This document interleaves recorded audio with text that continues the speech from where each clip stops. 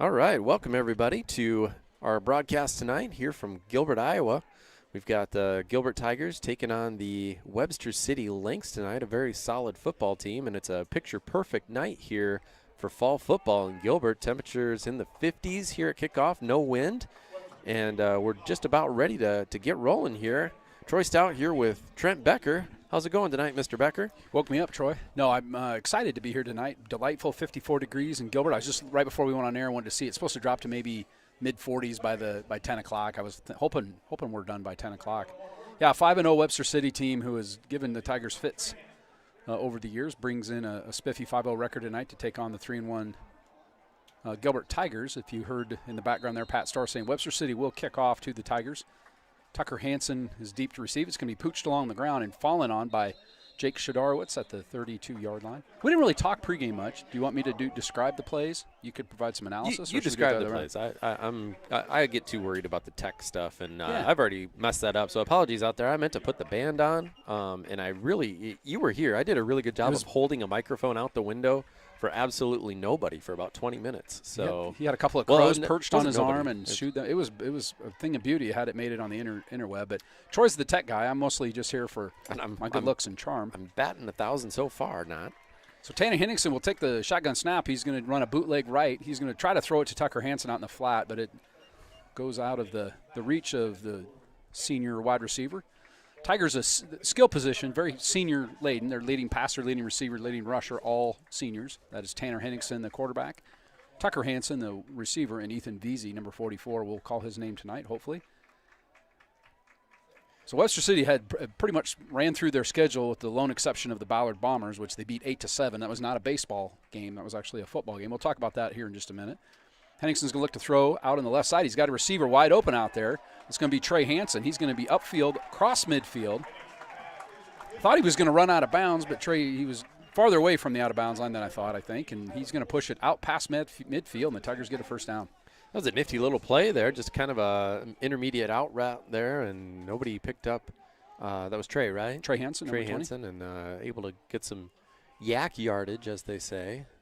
Trey Hansen, a very, very tough runner after he catches the ball, just very determined kind of kid. We'll probably have some people, a lot of his family that live, I think, Las Vegas, Los Angeles, somewhere out west will be listening tonight.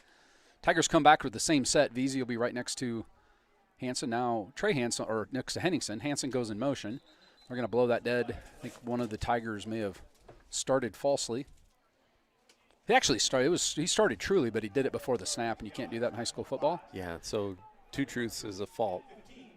Something like that.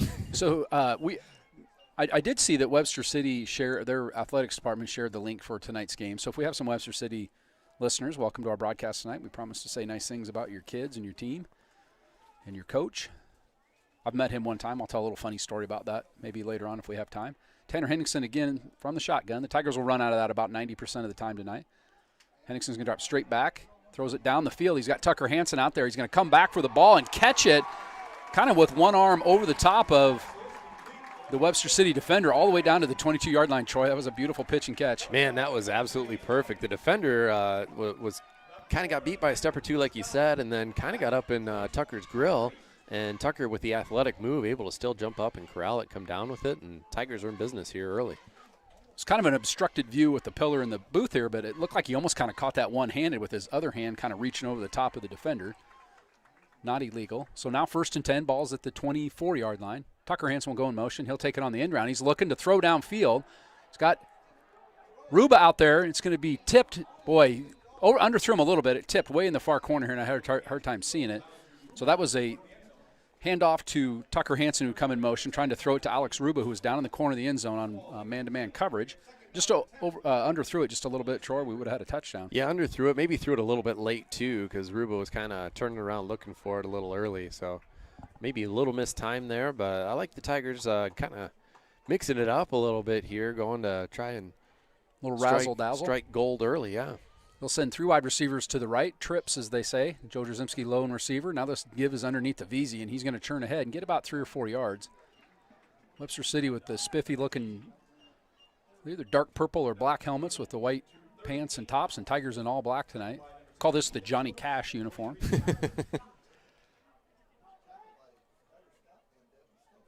So So he's going to get 2.5, 3 yards on first down. Clock is rolling. 10 minutes in the first quarter here. Tigers took the opening kickoff. They've marched it down courtesy a couple of nice throws to Trey Hansen and Tucker Hansen.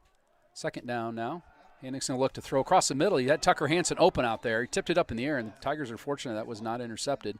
Hansen heavily covered in the middle of the field by a linebacker. Yeah, 4th and 8 here for the Tigers. You're probably right on the edge of field goal range. Let's see what the Tigers opt to do here. Evan Weary's a good kicker, and we've seen good leg. He's kicked a 40-yarder, I think, at Ballard earlier this year, yep. somewhere in that neighborhood. But yeah, Tigers are going to at least show that they're going to go for it. So an offside penalty would not, or an encroachment would not give the Tigers a first down. Hannickson will take the snap. He's going to throw down the left corner of the end zone. He's got Joe Drzymski down there, almost broke out of the traffic, or out of the tackle, excuse me. He's going to have the ball just far enough to get a first down. The Tigers will have it 1st and 10 at the 11-yard line. Yeah, really good job there by Joe of knowing where the sticks were and got just about a yard beyond it. And so you still got that 1st and goal situation for the Tigers where they could still technically get a first down. I always kind of like that. If you get stuck right on the 10 or 9, that changes things a little bit. Now you can kind of work underneath. But Tigers will get a first down at the 1. Obviously the goal here would be to, not have to worry about a new set of downs. But score on this play. It's always kind of nice, too, when you say, I can run a route a little short. Trips to the right. Henningsen looking to throw to Tucker Hansen in the corner of the end zone on a turnaround route. Stops at the goal line and comeback route. Tigers mark up the scoreboard first. That's a really, really good pitch and catch there. See that in the NFL, that outside shoulder throw all the time, and that's right where that was for Tucker.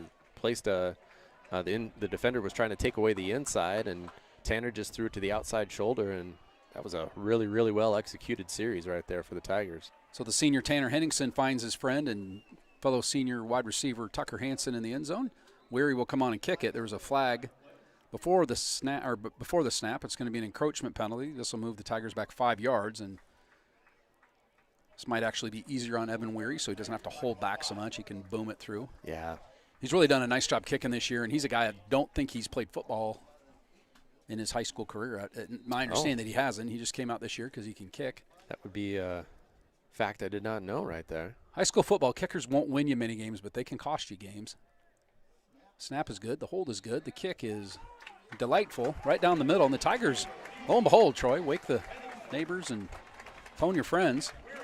Boy, that was a really, really crisp series there by the Tigers. I mean, Tanner was on most all of his throws there, and wide receivers were getting separation, and definitely came out firing. It would be kind of a theme of that opening drive. So all positive yardage plays with the exception of the penalties, minus the penalties. All the scrimmage plays we ran, positive yards on that drive and a good drive. Tigers really look like they're going to put the ball in the air tonight, hopefully maybe spread out the defense a little bit on Webster City and get Ethan Veazey. I can't imagine that Veazey will not contribute to some extent tonight, but Tigers really showing a lot of pass on that first drive.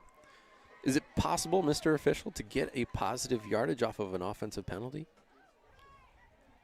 Right, I just meant every play. No, I'm asking. I'm positive yardage question. on an offensive penalty. Yeah.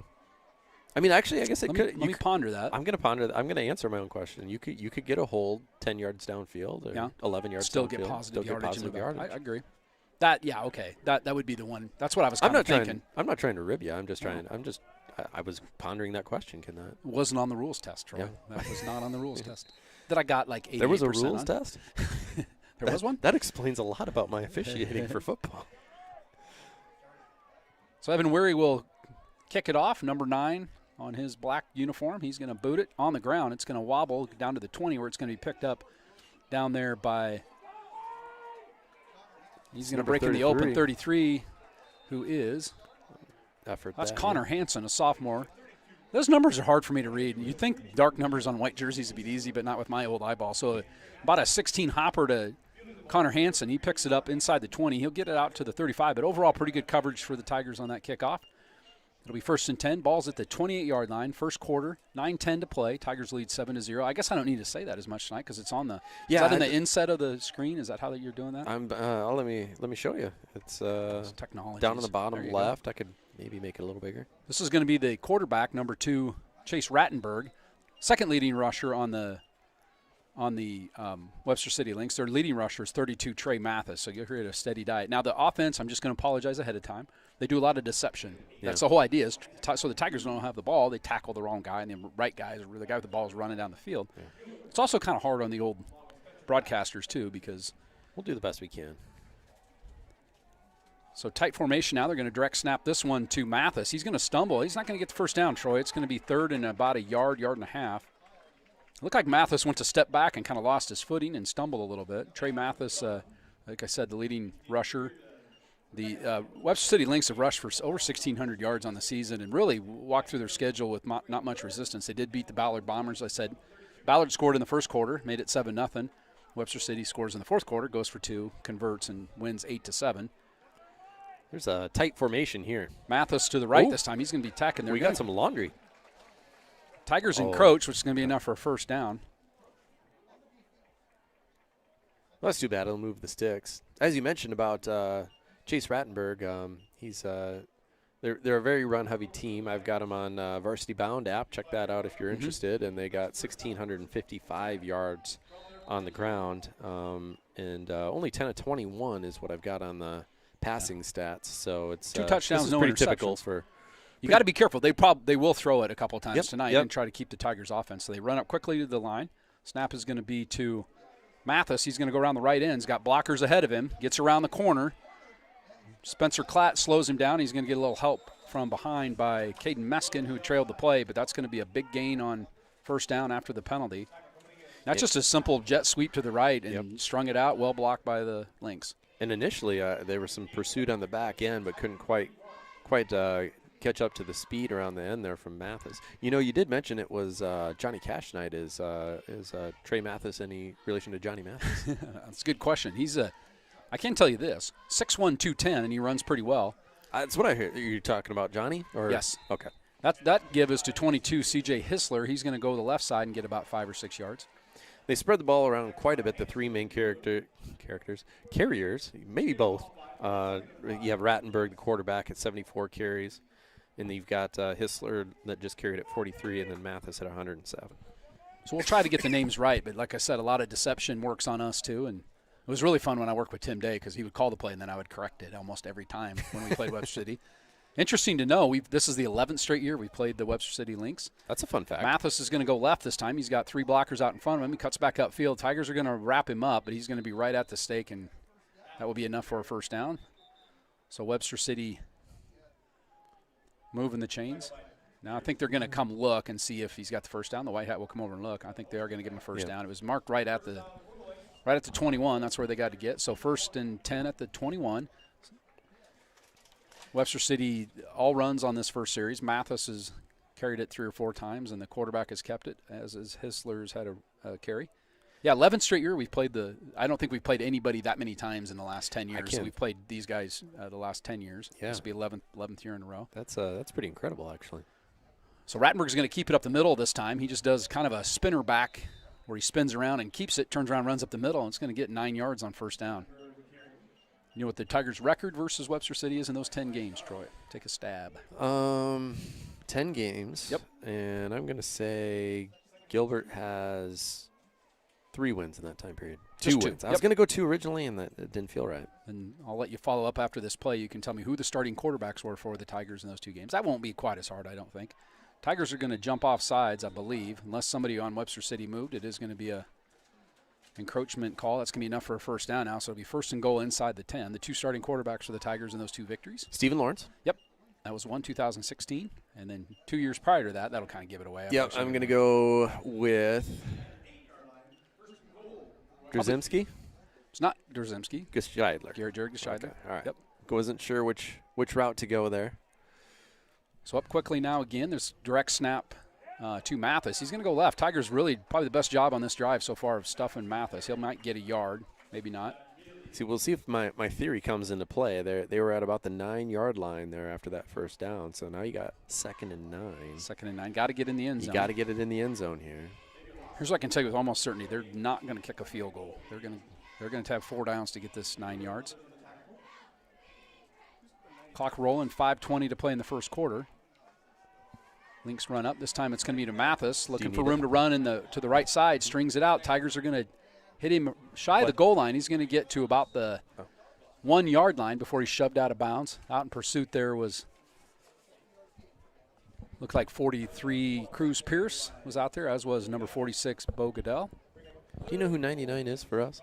99 for us is going to be, yes, I do. I think it's Hank Johnson. He was wore 99 last week. I would go with that.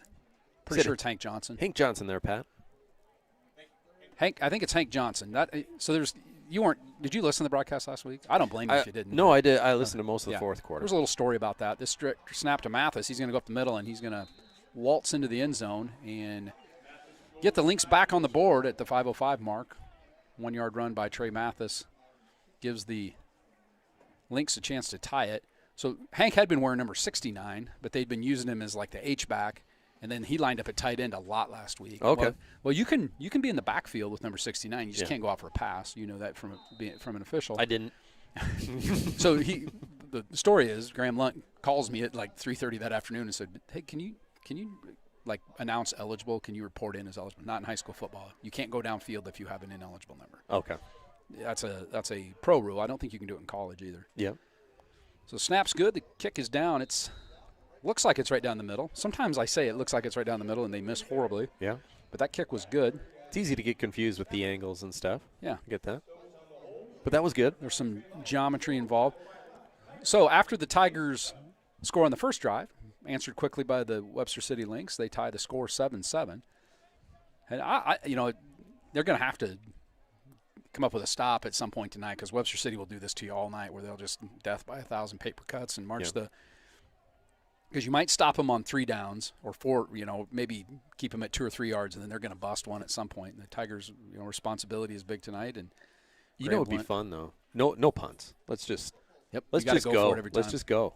There's people out there that would tell you that your chances of like success really don't go down that much by punting. I've seen the metrics, as they say. Now, I know one person who does not believe in that. It's Kirk Ferentz. Kirk Ferentz likes to punt. He loves punting. Punting is winning. Both teams are punting. That's the key there. I wonder if Christian Corey's conflicted though. Like, he likes to punt a lot, but he would like to say, "I didn't have to punt at all." I'd have to punt at all. We won. Christian is a good dude. I'm guessing I think he would understand the big picture on that. I think he would too. He's in my digital media class that I'm teaching. Which I'm going to be the keynote speaker here coming up in a few weeks there. I've been asked to come in. I do have some travel expenses I would like to run by before we get there. That I can I'll cover your gas to the middle school. Gas to the middle school. I'll be somewhere in the neighborhood of 9 to 10 cents. Yeah. I look forward to that. We think you never know. The gas could spike up to like $10 a gallon here in a couple of weeks. I hope not. I want to thank our friend Cole Fluhop, freshman phenom superstar Cole Fluhop, who is on the camera again tonight. Cole's been in here the last 2 weeks. He's been for 3 home games this year. Yep. And done a really, really nice job.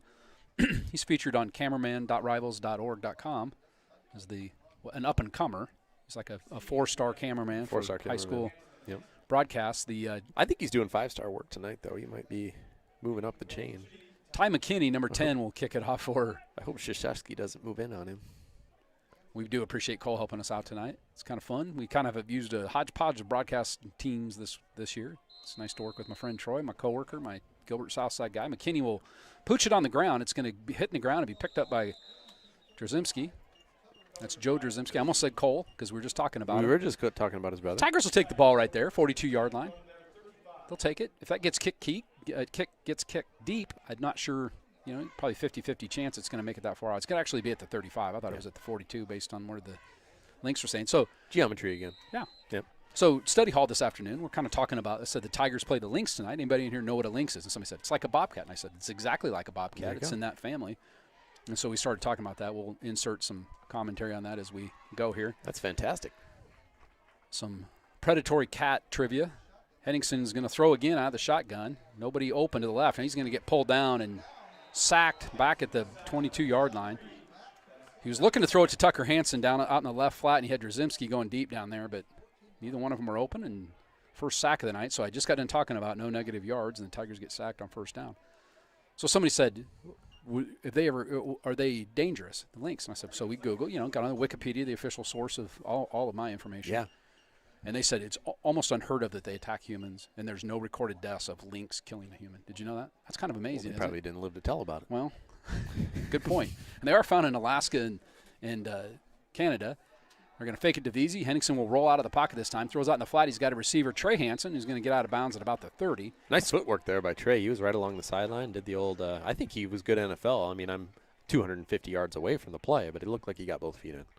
Got 8 or 9 yards, so didn't even get back to the original line to gain, the first stick.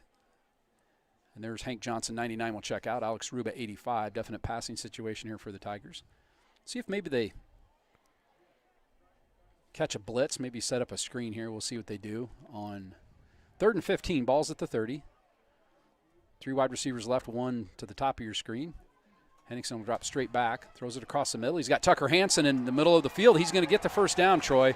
Needed to get to about the 40, probably got to the 40 or 45, got to the 49, and that'll move the chains. That's a nice little pitch and catch there, moving Tucker to the inside there, and kind of that little Julian Edelman route, so to speak, and just kind of comes in on the slant and gets across to the sticks, and we keep moving there. That's a huge recovery from, what was that, about 2nd and 21 or 22 or something like that? And they cut it to 3rd and about 13 and then convert the first down. Tucker Hansen just won the foot race to the ball there. Tigers will have it 1st and 10 near midfield. Play comes in from the sidelines. There's some clapping and some gesticulating by the coaches, which indicates which play they're going to run. They're going to give it to Veazey underneath. It was a high snap and really screwed up the timing to that play. Messed up the timing. I want to keep this a family-friendly broadcast. It did mess up the timing of the play. Yeah, he was actually pretty good effort out of Veazey there to actually get anything positive there. He probably got about a half to a full yard. Got a yard. The ball's sitting right on the 50-yard line, right at midfield and right in the middle of the big G. Is that like a noon thing? Like it's neither positive nor it's not AM or PM? You're right on the 50? Like on the what equator? Side? Yeah, it's like the equator of the field. I don't know. Field. 2nd and 9 now. Drozimski's going to come way wide left. Nobody in the backfield. Now empty backfield for Henningsen. 5 receivers out in routes. Henningsen will step up in the pocket, throw across the middle. He's got Tucker Hansen again, and that's going to be enough for a first down, about 14 yards on that pitch and catch. Yeah, a little bit different there where I think Tucker was kind of just sitting in a – oh, there we got a hold. Tucker was kind of just sitting in a zone, basically. Kind of found a weak spot, but unfortunately it's going to be one of those not a positive offensive penalty. I don't think this is going to be one of those negative ones. Tigers had the first down. They're going to get marched back, so this is going to be – they would have had the ball at about the 38-yard line, so this is going to be 12 and about a 30-yard penalty when all is said and done. Somewhere in that neighborhood. I'm not great at math. Pretty good at math, but not great at math. 2nd and 19. Ball's at the 33. That's right, about 29 yards is what that cost the Tigers on that play. So, again, 5 wide receivers set, no backs. It looks like the Lynx are going to bring 3 to rush. Henningsen will throw out in the flat here. He either overthrew Tucker or underthrew Joe Drozimski. I'm not sure. Kind of split the difference. I think he was trying to get it to Drozimski. Just kind of get rid of it is what he was kind of doing. Yeah, I think he was trying to just get rid of the ball a little bit there. So Veazey will check back in, and Greiner will come out. Blake Greiner, a senior. That doesn't seem possible. Man, no, it doesn't.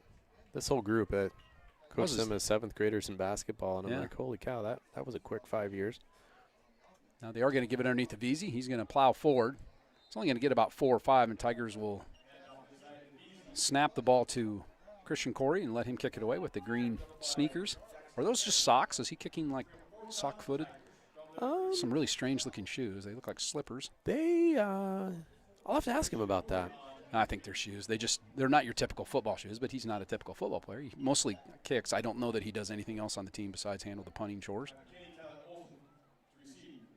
We'll see if he can flip the field here a little bit. Good snap. The ball is dropped by Christian Corey, and this is disastrous for the Tigers. I think the snap was good, and Christian just mishandled it, and that is going to give the Lynx the ball, the Tiger 25-yard line. Yeah, I don't know how else to describe it other than he just kind of muffed it, and hey, it happens. Gives the ball to the Lynx deep in Tiger territory.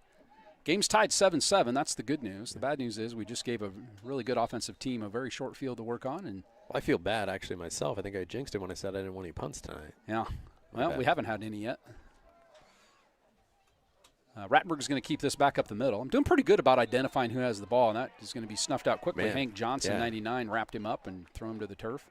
Yeah, that looked like it was going somewhere initially, and then Hank Johnson decided that wasn't going to happen, apparently. So great job by Hank busting through there and not allowing any forward momentum. Hank, the youngest of 3 Johnsons. His brother Mitch played football here for 3 years, 3-year starter as a sophomore, junior, senior. His sister Nessa, very good at the volleyball. Holy cow, we And the just basketball. got some praise, Coach. Oh, yeah? Yeah. Look at that. Easton Johnson chiming in. That's yeah. I'm getting all the feels now.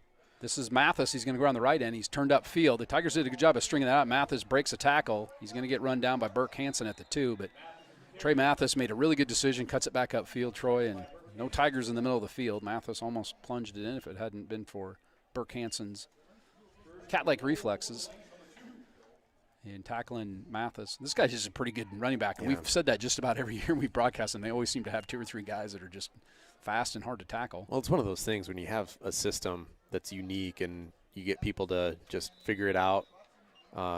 Defenses have a hard time stopping it as the Lynx punch it in the end zone here to go up 13-7 pending the extra point.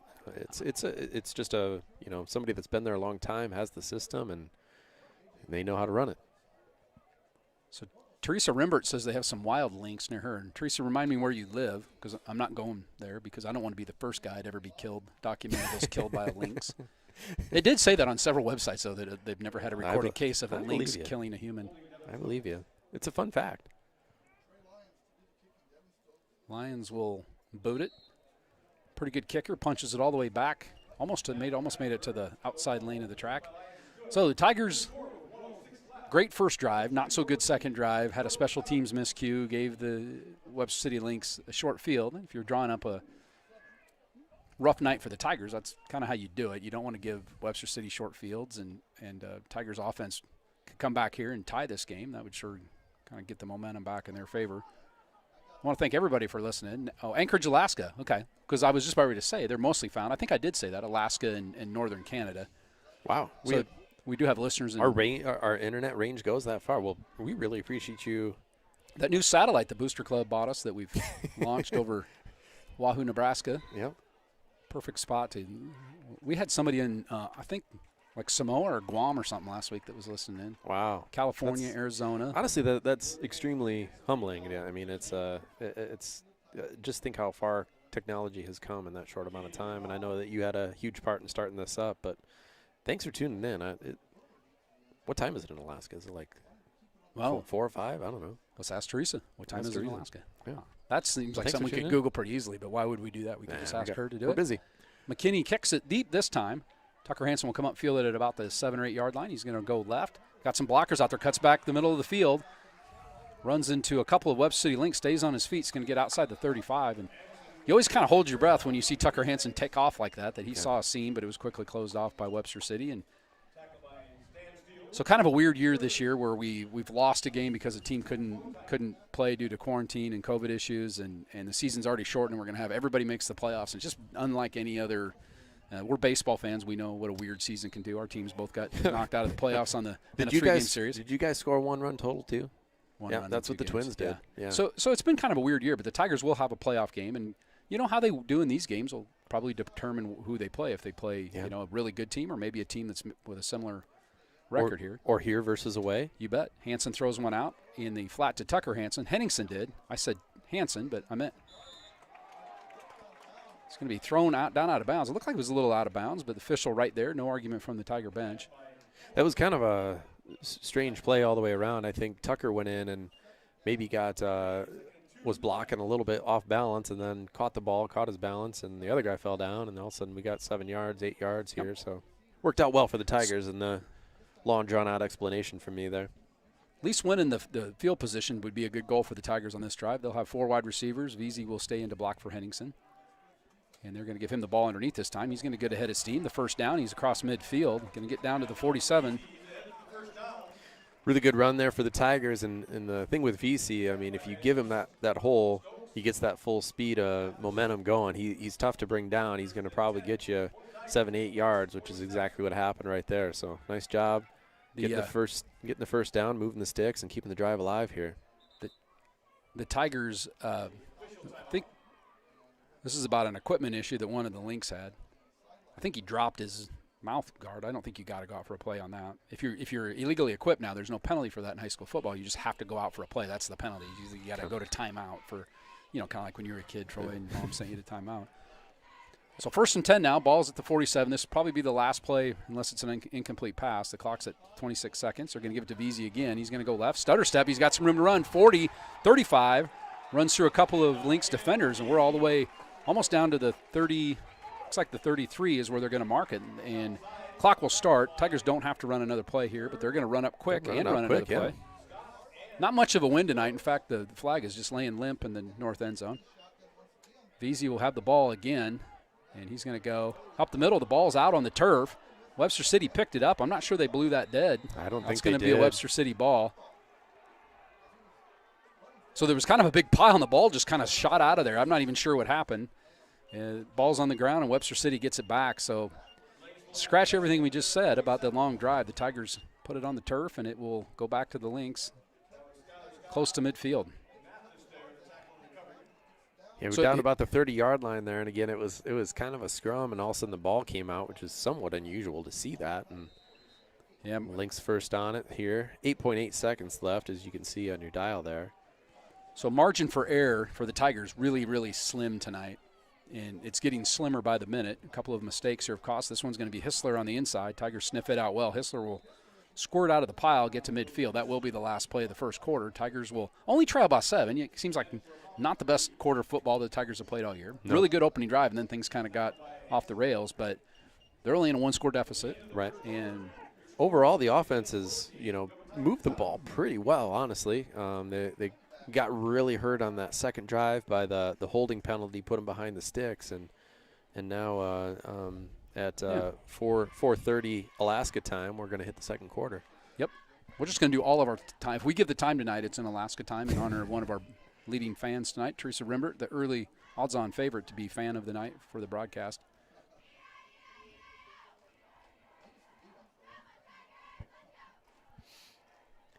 So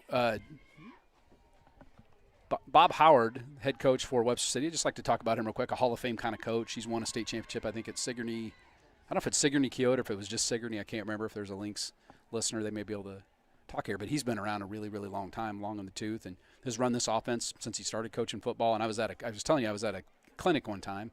Bob Howard was there talking, and he said the key to that is they always send 2 or 3 guys through the hole when they give the ball to somebody.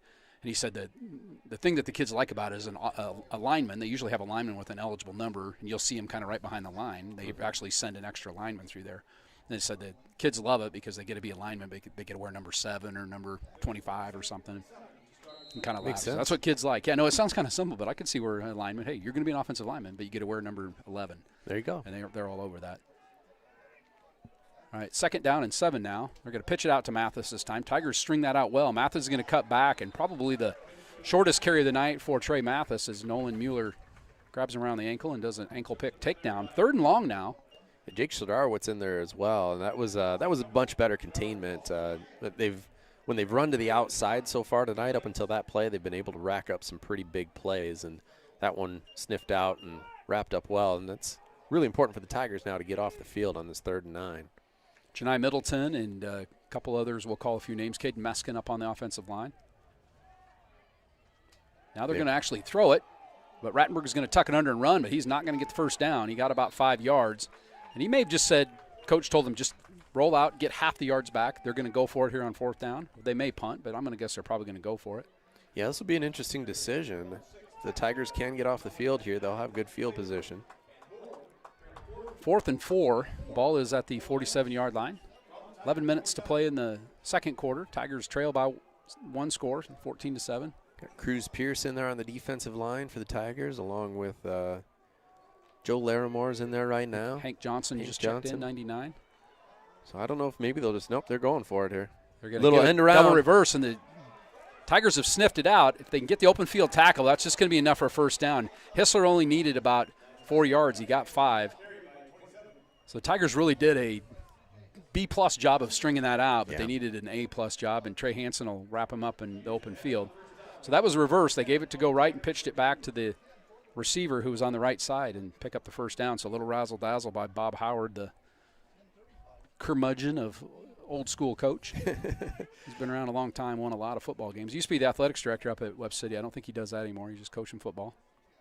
And the really good job, honestly, on the outside there. If he gets by, I don't know if that was Trey Hansen on that. It's probably a touchdown, honestly. That was pretty much an open field tackle. Rattenberg's going to go right back up the middle. He's got some room to run. Got through the traffic. I don't think the Tigers knew he had the ball. He's going to get all the way down to the 17-yard line.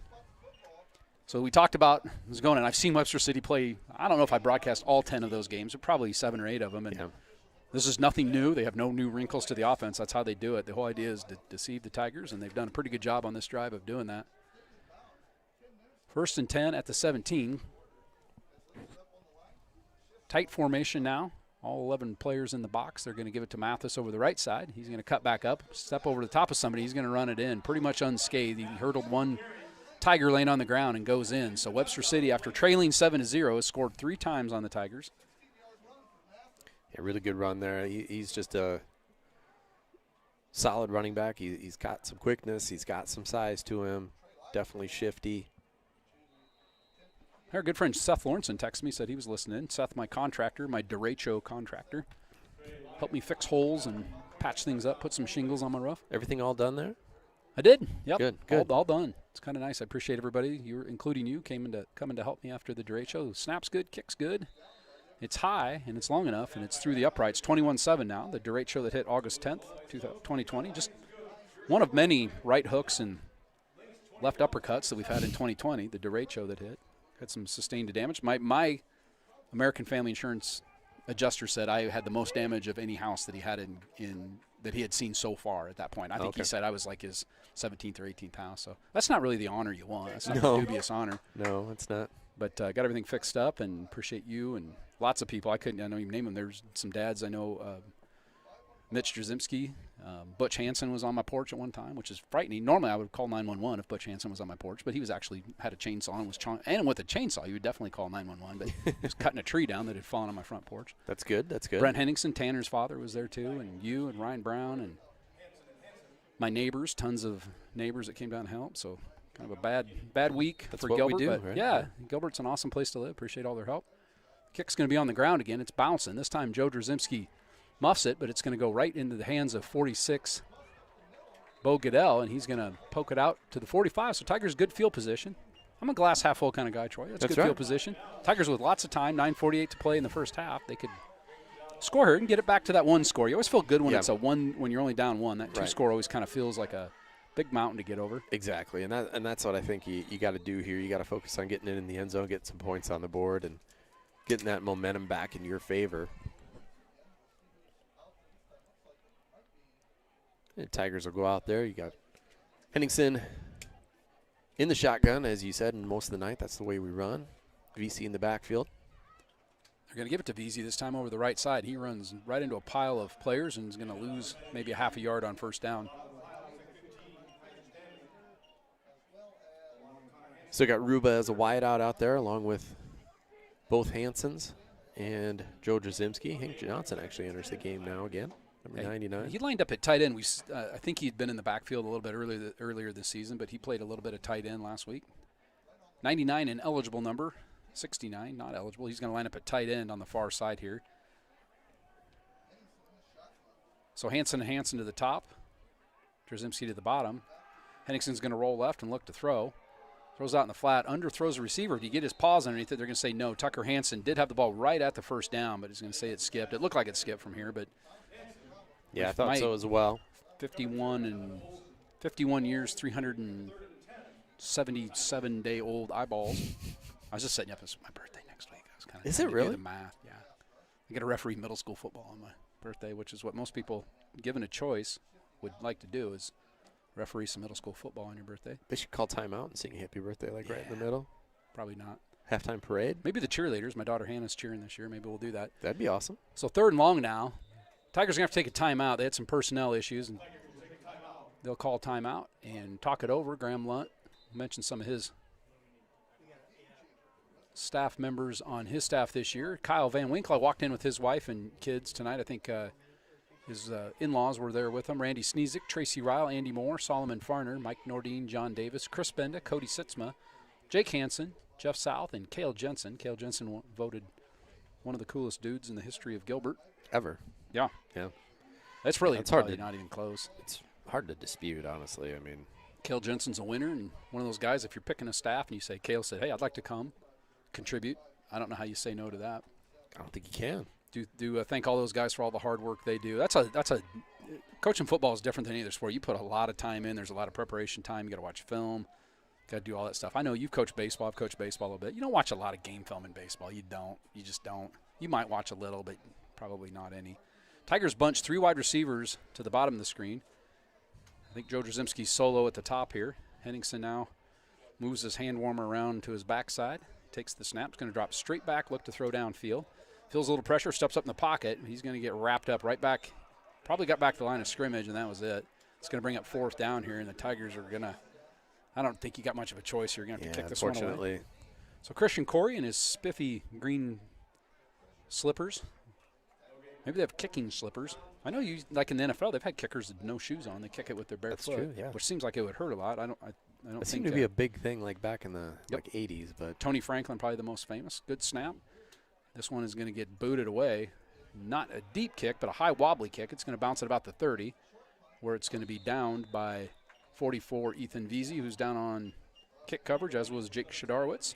Nolan Mueller also down there covering. He's going to stay in and play a little defense. Hank Johnson. Spencer Klatt also staying on defense. Joe Larimore also out there with Cruz Pierce. And Trey Hansen. Burke Hansen. Saw a lot of Justin Terry last week. Now, Boone would run 4 or 5 wide receivers every play, so that probably changes the personnel for the Tigers. They're keen on the run here, so we may not see Justin as much as we did last week. Mathis will go in motion, but Rattenberg's going to keep it this time, go back up the middle. you're probably He's going going to get 4 or 5 yards on first down. I've been pretty good about identifying. I've been right on who has the ball. Unfortunately, I think the Tigers' defense has had a couple times where it was tough to identify if Rattenberg had it. He's not like blazing through there. He's 4 yards downfield before you realize he's got the ball, and that's just how that offense works. Exactly, and that's, I mean, a split second in football makes a huge difference. You saw it on a high snap earlier with the Tigers. It just kind of throws everything off, even though it's only a split second. Mathis goes right this time. He's going to be ripped down by Goodell, and that's going to be enough for a first down for the Lynx. 7:45, a lot of time on the clock. He kind of was hoping we'd look up there and see 2 minutes and 45 seconds. Webster City very content in just matriculating the ball down the field as they're doing.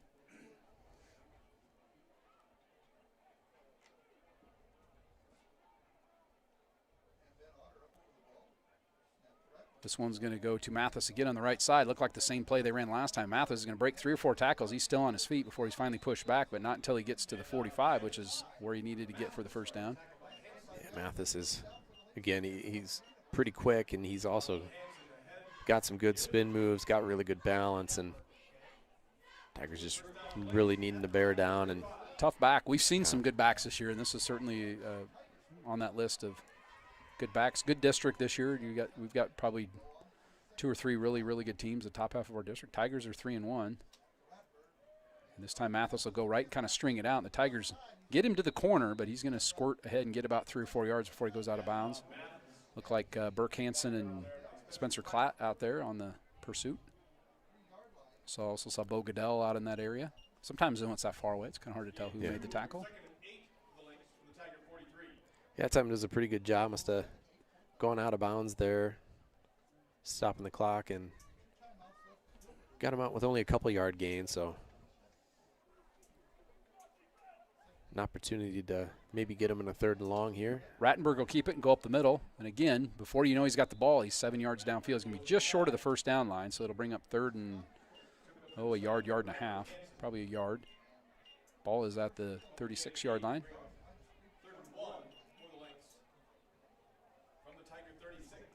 Got about 7 minutes, 6:45 actually left in the first half here. They're going to Mathis left this time. He's been running right most of the night. He's going to go left, and he will push the pile forward and get a first down. Caden Meskin, Hank Johnson in on the tackle.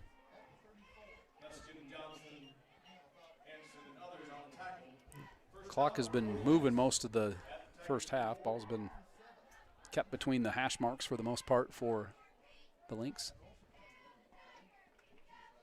Lynx very deliberate, not in a big hurry to run a play. The play clock's under 20. They have not snapped it quickly all night. Mathis will go in motion. They're going to give it to Hissler on the reverse this time. Hissler will stutter step, but he's going to be really defended well there. Boy, the Tigers are very fortunate they didn't get a face mask call. I thought I saw one from where I was sitting. I just got into talking about how bad my eyesight is, but I'm pretty sure I saw some contact to the helmet. Maybe he didn't grab the face mask. There was an official real close there. We'll assume that that was the case. So just 2 yards on first down, and we haven't said that a lot tonight, just 2 yards on first down. Hank Johnson checks into the game there. Hank Johnson, 99. I think you mentioned Caden Meskin's on that line right now. Cruz Pierce at the defensive end position on the bottom of your screen. Mathis will go in motion. They're going to pitch it way out to him. He surveys the field. He's going to get to the corner. He's going to get shoved down, just right at the stake. That'll be enough for a first down inside the 24 to the 20. Say it's at the 24. That's right where he had to get. They're going to call that a first down.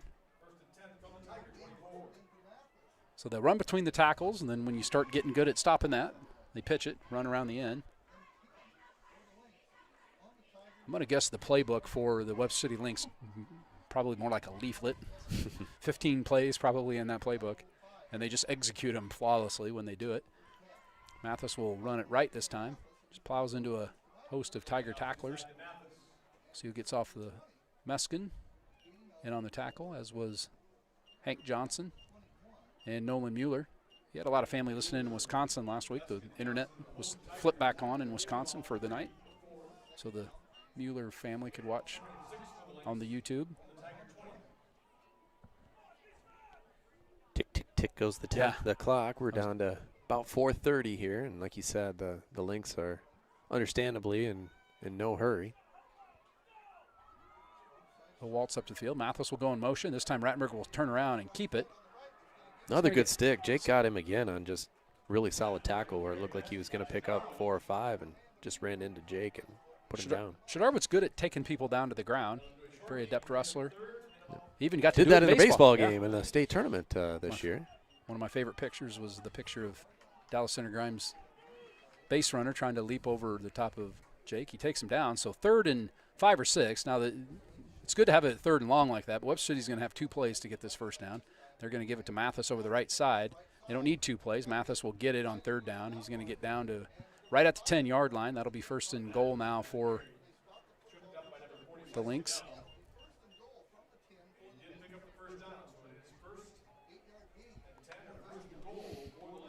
So right on that. This is probably kind of dull and uneventful for me describing what's going on here, but it's just kind of a chop. The way it goes, you know. Not a lot of exciting plays out of the Webster City Lynx, but super efficient and. You know what's coming. And this time he's going to go right to Mathis. He's going to dance in traffic, and he's going to punch it in the end zone for the 4th touchdown here in the first half. So Mathis from 10 yards out extends the lead to 27-7, point after touchdown. The try, as they call it, coming. Good effort out of the Tigers tonight, but they've just had a hard time slowing down this Webster City offense. I would assume that some of the preparation this week would be to watch the Ballard game and see how they slowed them down, because they only scored 1 touchdown. I believe that Friday night, though, very rainy Friday night. I believe it was a wet field, if I'm not mistaken. Snap's good, holds good, kick is right down the middle. 28-7, Webster City Lynx beating your Gilbert Tigers.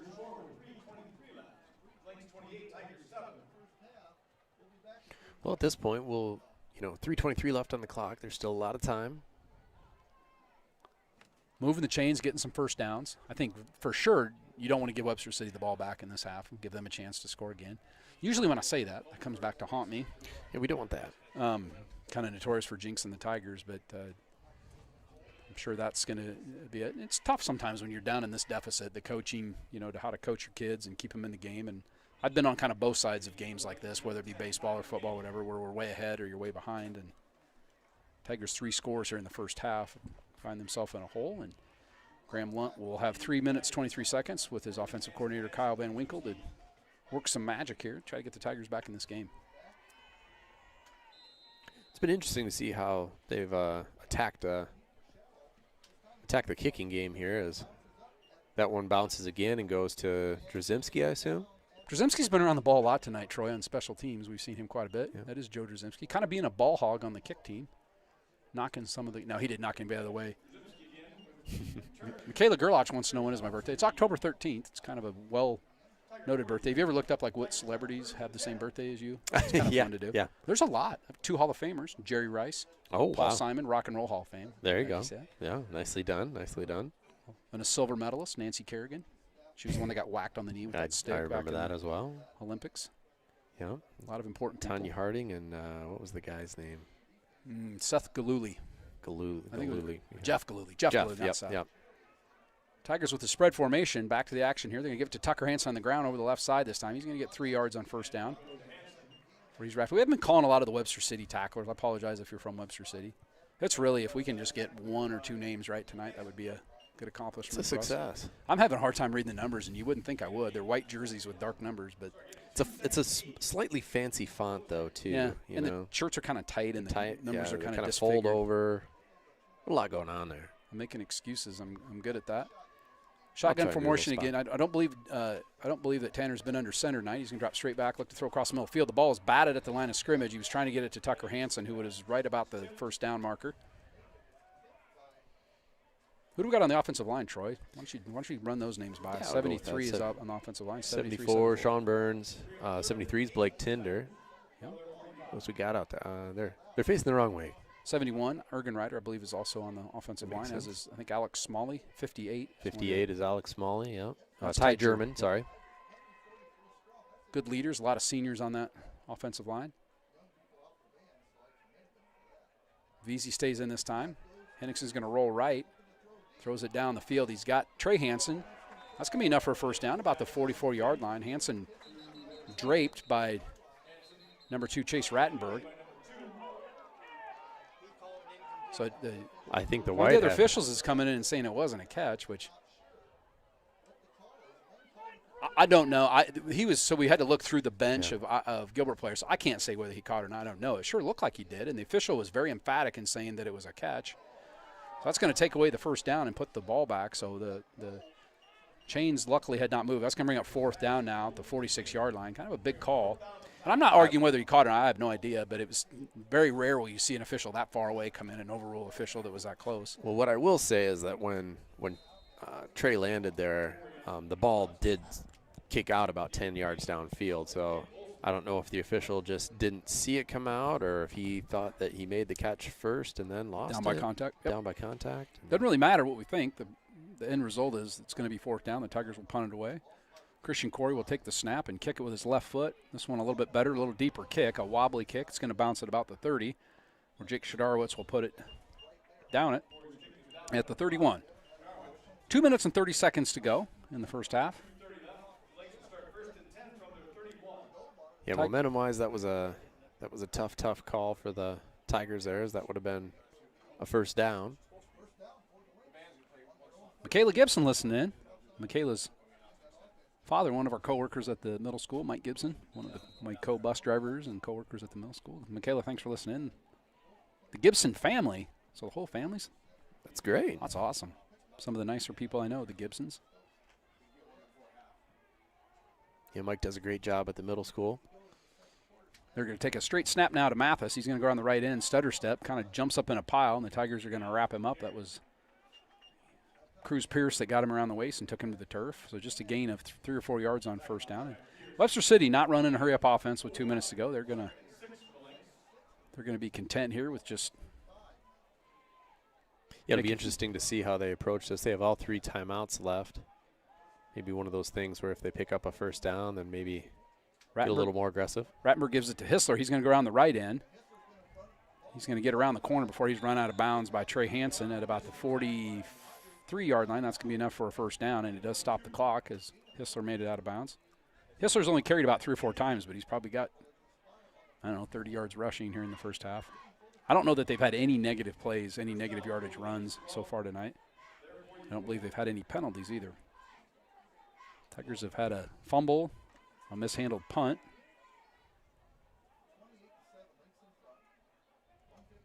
Rattenberg's going to look to throw now. He's got a receiver downfield. He's going to be pulled down from behind and thrown behind Klatt. And they're going to call pass interference. So I think Spencer kind of got turned around, and there was quite a bit of contact down there. And I think if we were being completely objective, we probably wouldn't argue too much about the pass interference call. They did get some pressure on Rattenberg and put him down pretty hard. And he's kind of having to tuck his shirt back in and get his towel reattached. So big penalty on the Tigers. That's going to be 15 yards, and we'll give a first down to Webster City. I heard a reference to the Cody Dvorak play. That was the 2016 game where Webster City tried to go for a kill shot in the first half just like that, and Cody picked it off, ran it back for a touchdown, and the Tigers really never looked back after that and gutted out like a 31-25, 26, something like that win. Mathis will go in motion, but Rattenberg's going to turn around and keep it up the middle. The Tigers snuffed that one out as well as they have all night. They use Mathis as more of kind of deception. Now it looks like Webster City, I thought they were going to hurry up to the line, but they're not. Minute and a half to go in the first half. You're in striking distance for sure here now, and the clock is. So they're running plays in from the sideline, so they're very deliberately not in any kind of hurry-up mode. They use a wide receiver, Tyler Olson, number 80, to run that play, and he's going to be split right. Let's look and see if maybe they try to throw it to him. Rattenberg will come back. He's going to throw it down the field to Mathis. Knocked down at the last second by 22 there. That's Seth Ante. Seth Ante, and we haven't called his name at all tonight. But really good defense there by Seth Ante. Mathis had ran a wheel route out of the backfield. Ante picked him up and was right there to break up that pass. So they brought Olsen in maybe as a decoy, split him, not even really split, more of like in a slot to the right, try to throw to Mathis out of the backfield. Knocked down. That will stop the clock with a minute 12 to go. 28-7, Tigers trail. 3rd and 9 now. Ball's right at the 40-yard line. They're going to give it to Mathis over the right side this time. He'll stutter step, break another tackle, push forward. He's still on his field. And they're going to get a face mask on top of this. I don't know if that'll be a 5 or a 15, but that will be a face mask. It's going to move the chains and tack some yards on. There's a flag on the other side of the field, too, so we'll see here. Maybe. So we'll just see if it's a 5 or 15. I saw the face mask. It was the right call for sure. So this is where you tack it on and you replay the down, but it's going to be enough for first down, so it's going to be first down anyway. It's just going to be a 5-yarder. 5-yard face mask, so they'll tack that on at the end of the run. That'll bring the ball down to the 24-yard line, 1st and 10. And they'll wind the clock here. They got 3 timeouts. Just under a minute now to play in the first half. Rattenberg's going to look to throw, steps up in the pocket. Now he's going to tuck it and run. He's pulled down from behind. He's still on his feet, and then he's mauled by 4 more Tigers. That was Cruz Pierce who got him first. Spins out of that tackle, but Janai Middleton and Jake Shadarowitz, Hank Johnson, all kind of in that area. Now we will have a timeout by the Lynx. 43.8 seconds to play in the first half. The Gilbert High Marching Band under the direction of Byron Tinder will be entertaining you at halftime. We will not talk at all. That's what the people want. Boy, they don't want to really. Jacksonville, Florida chimes in. We got some people everywhere. Hunter Hessen said he doesn't have any sound. Well, Hunter, maybe turn the volume up on your computer. I'm not really sure. I guess he can't hear me say that, though. Yeah. Do you want me to turn the camera to you and you can sign it to him? I don't know sign language, Troy. I barely mastered the verbal part of this communication. What's that? My neighbor, Ryan Brown, says that you and I are just as good as Al Michaels and John Madden. So. Well, Ryan, you're much too nice. Ryan Brown, we just mentioned him earlier. He's very good, very adept at dragging branches down my driveway into the ditch. Yep. He's one of my he's a coworker. Now we both teach the driver's education. Ryan there you go. Teach the youngsters how to drive. He's nice enough to let my daughter come jump on his trampoline and swim in his pool. And so his survived the derecho because there's a lot of the trampolines did not survive. He had to get some extra parts. I'm not gonna lie. Had to kind of overhaul the. There was a lot of trampolines laying at the curb after the derecho. Yeah. I think if you made a list of things that didn't survive, like the top 10 items, I think that would be near the top of the list. All right, back to the action now. Mathis is going to. So they're going to call that a false start. It's kind of a delayed call. So that's kind of one of those calls where they could just say that but he's ineligible. See, he can go in motion. Mm-hmm. He was leaning back, which you could say simulated the snap. We talk about this with officials all the time, whether you let that go and say it was illegal motion. It wouldn't be illegal motion. He was going backwards. They're going to call it a false start. Seems like a reasonable call. That's 2 negative plays in a row. Well, counting the penalty, 2 negatives in a row. Rattenberg's looking to throw, steps up in the pocket. Now he throws it over the top. Ooh. He's got a receiver out there in the flat. That's Hissler. He's going to pull it down at the 20. That was a really good play by Rattenberg. Yeah, that was a heck of an athletic play. There were a couple of people draped on him and somehow snuck it out into the flat there where he ended up turning it into about a 10-yard gain.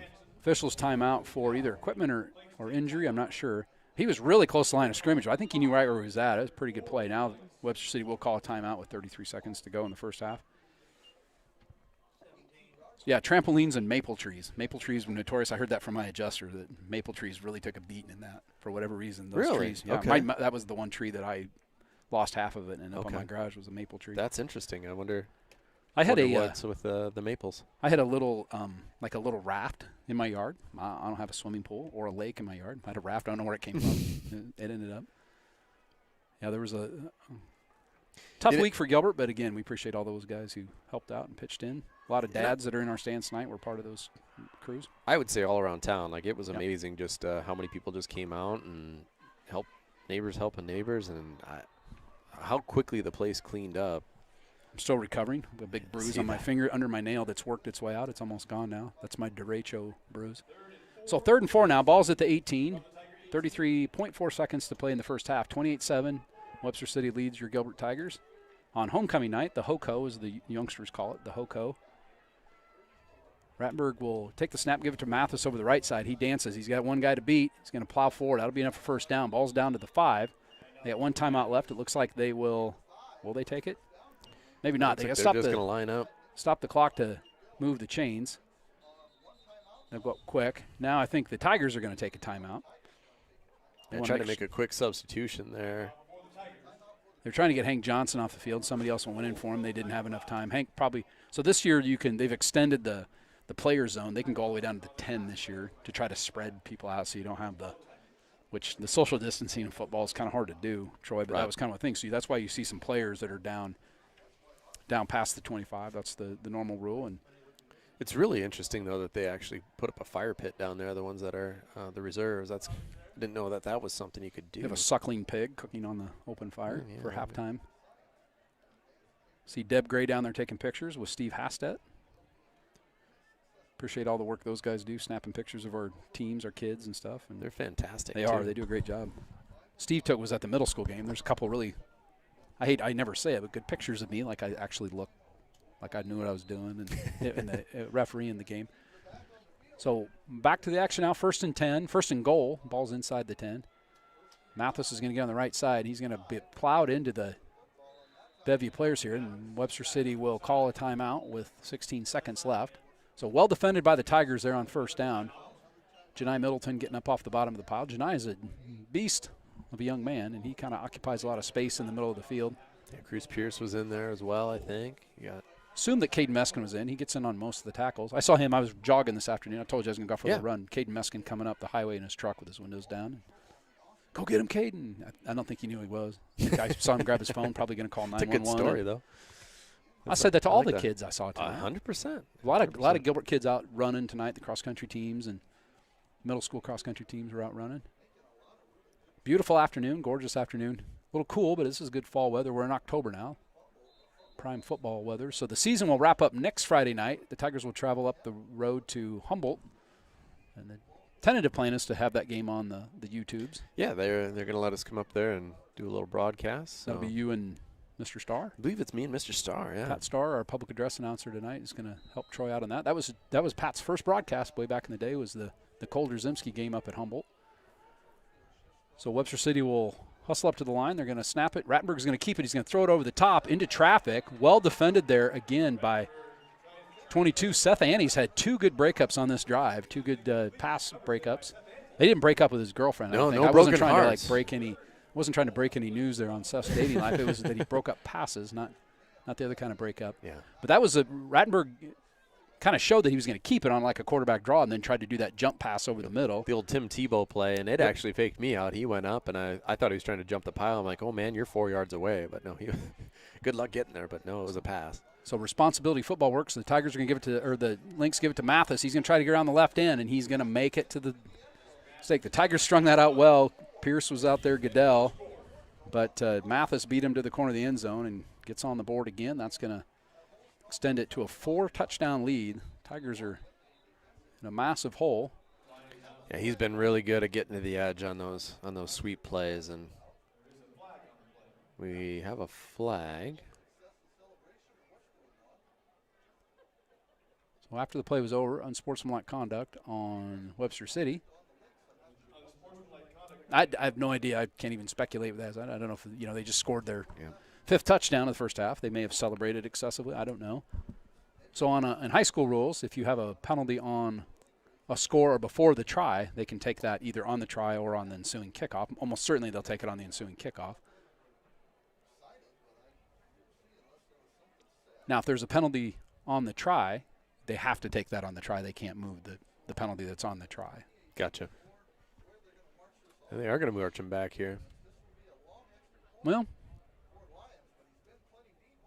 my guess is that Graham Lunt probably has an earpiece in listening to the broadcast.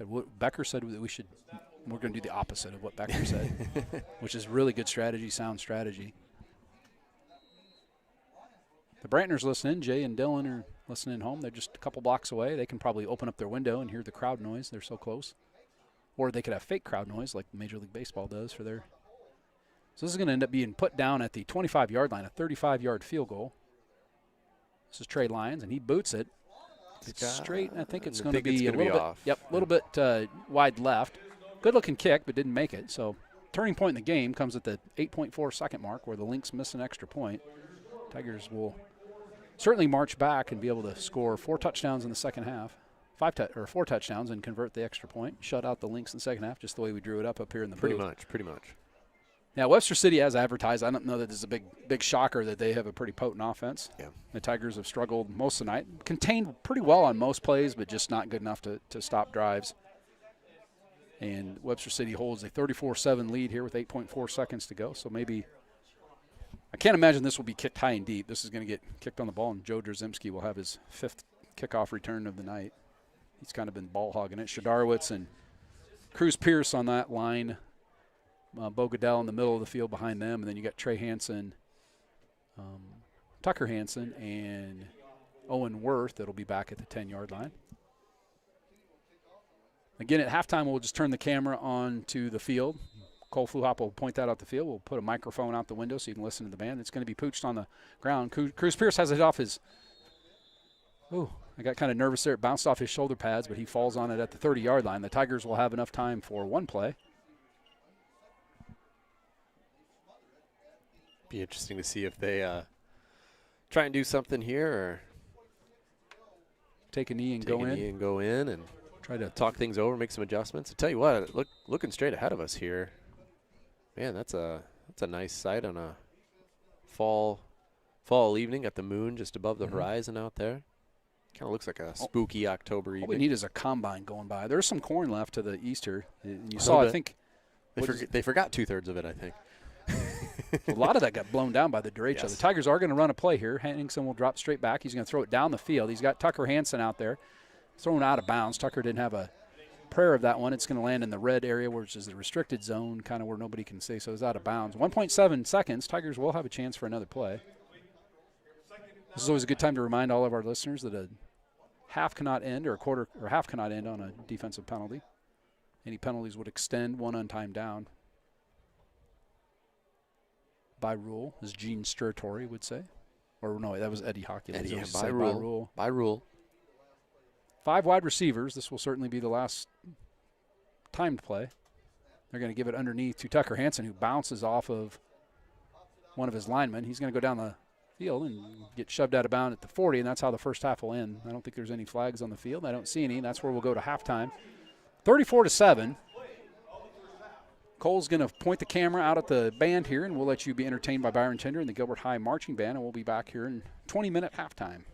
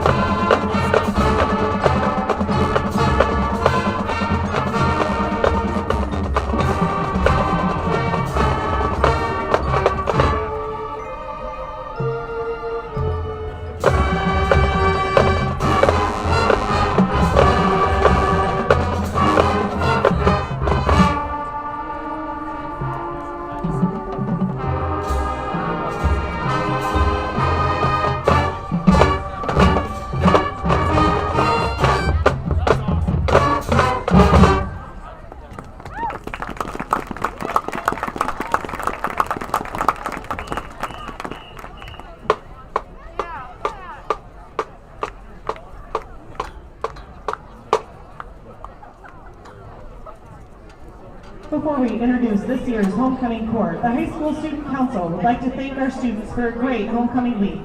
We hope the students enjoyed the dress-up days, assembly, and are looking forward to a fun time at the movie tomorrow. Thank you to our cheerleaders for their decorating of the hallways in the school. Student Council would also like to thank Villeroy's Tuxedos for their donation of the tuxes the boys are wearing tonight, and thank you to Coase for our lovely flowers. Lastly, thank you to Redley Repair and Carney & Sons for their assistance with the car bash. And now we would like to introduce our homecoming court. Eden Weiss Bruner is the daughter of Aaron and Jennifer Bruner. Eden has one sister, Avery, a freshman at Gilbert. Eden's favorite activity has been golf because the team became a second family. The coaches and golfers were supportive and helped grow her love for the game. Eden credits her team for helping her survive the 7-hour golf meets, playing in extreme temperatures, and many, many golf meets in the rain. Eden has lettered in band, basketball, cheer, and golf throughout high school.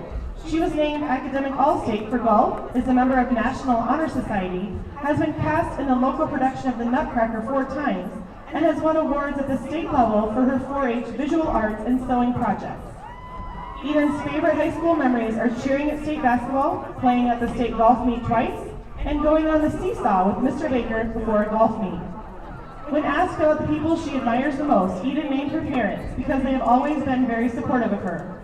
They have taught her to work hard, to challenge herself, and to be kind to everyone. Eden states she would not be the person she is today without them. After graduation, Eden plans on attending Iowa State and eventually owning some lakefront property. Eden Weiss-Bruner.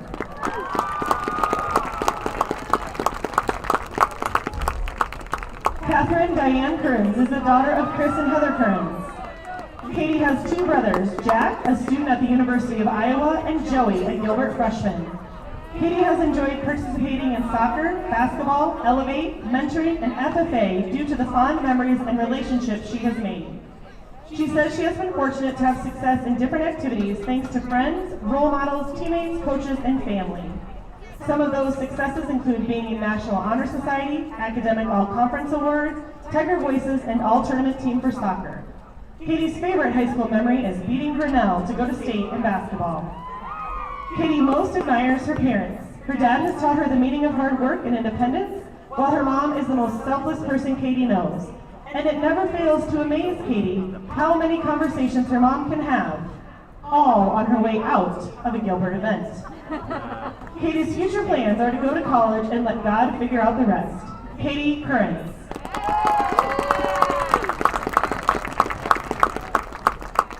Katie Jean Koenig is the daughter of Dan and Carrie Koenig. Katie has two sisters, Carolyn, a sophomore at Gilbert, and Claire, an 8th grader. Katie's favorite activities include band because of the inclusive family field created by Mr. Tinder, and soccer because she enjoys the mentality of the team and coaches. And she has a lot of fun goofing around with teammates and megging Danny during practice. While in high school, Katie has been inducted into National Honor Society, has been named All-Conference for Soccer, has received 2 Heart of Iowa Art Show Awards, will be receiving a Silver Cord due to community service, and has received several academic All-Conference awards. While Katie has made many memories during high school, 2 stand out. First, at state soccer her freshman year, when the team made a whirlpool at the hotel, and she has enjoyed going to the lake with girls. The girls. Katie most admires her mom and dad for teaching her all she knows, especially the importance of hard work and being kind. After graduation, Katie plans to go to a 4-year university to major in biology with plans to go into the medical field. Katie Jean Koenig.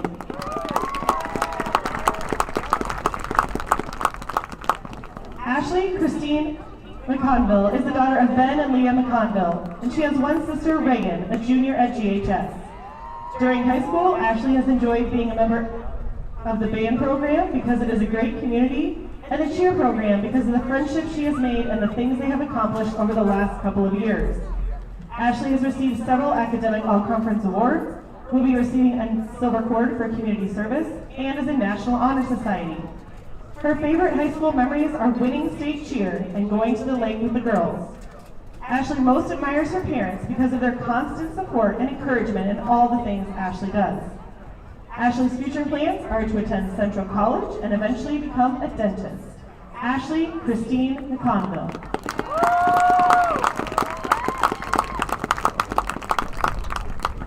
Thea May Rotto is the daughter of Hans and Mary Rotto. Thea has 3 sisters, Annika, a student at the University of Iowa, Inga, a UNI Panther, and Jana, a sophomore at GHS. Thea states that while athletics, especially volleyball, have been her passion throughout high school, she has really loved being a part of the band family because it has given her countless friends and memories. Thea has been named to the All-Conference volleyball team 3 times, academic basketball team, or All-Conference basketball team twice, and has been awarded academic All-Conference awards. Thea's favorite high school memory is the state basketball tournament last year because it was such a great team experience. Thea most admires her sisters because they show her how to live life to the fullest and appreciate every little moment. And doing life with them is just a lot of fun. Next fall, Thea plans to attend a college to further her education while continuing her athletic career. Thea May Rotto.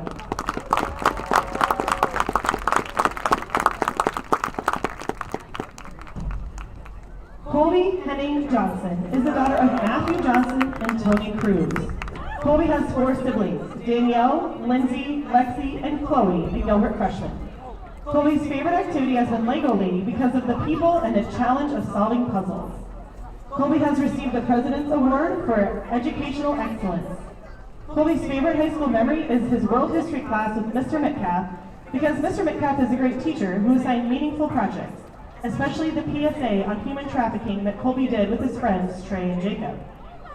Colby most admires his dad because he has many talents and is very hardworking and caring.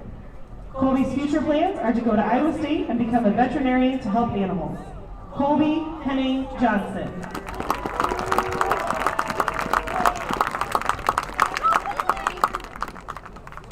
Chris Zaz is the son of Steve and Jill Zaz. Chris has 3 siblings, Liz, a U of I graduate, David, a student at Middle Tennessee State, and Matt, a 7th grader at Gilbert. Chris's favorite high school activity has been basketball, and Chris was named Academic All-State for basketball last season. While at Gilbert, Chris has enjoyed taking at least one Eckert class with the boys each semester. Chris most admires his dad because he shows Chris great work ethic, not only for school, but also sports. Chris says his dad has a great sense of humor, gives good advice, takes care of Chris, and is always supportive.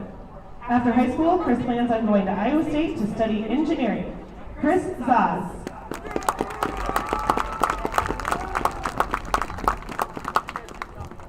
Josiah Shulka is the daughter of Todd and Lisa Shulka. Josiah has 2 sisters, Serena, a U of I graduate, and Olivia, a JHS sophomore. Josiah's favorite high school activity has been soccer because there's nothing quite like an early morning practice with coaches Jorgensen and Hyde. During high school, Josiah has been named Academic All-Conference in cross country and soccer, was an All-State finalist in speech, and has been a state qualifier for cross country and soccer. Josiah has a number of favorite memories from high school, including going to state with the soccer team, catching river monsters with Max Faith, going to Wisconsin with the boys, and getting his first perfect score on one of Mr. Martinek's calculus assignments. The people Josiah most admire are John Mortimer for winning high school, Drew Brees for being the greatest quarterback of all time, and his dad, Todd, for perfecting the art of intimidation and patience. Josiah plans on attending Iowa State to pursue a degree in criminal justice, followed by law school. Josiah Shulka.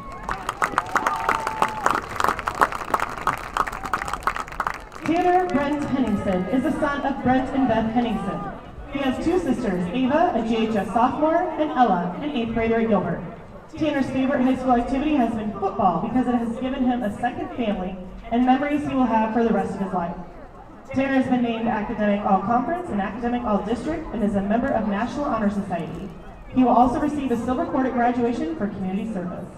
Tanner's favorite high school memory is traveling to Costa Rica in the summer of 2019. Tanner most admires his dad because he has been the biggest influence and has taught Tanner everything that makes Tanner who he is today. After graduation, Tanner plans to attend college to study biomedical engineering or something in the healthcare field. Tanner Brent Henningsen.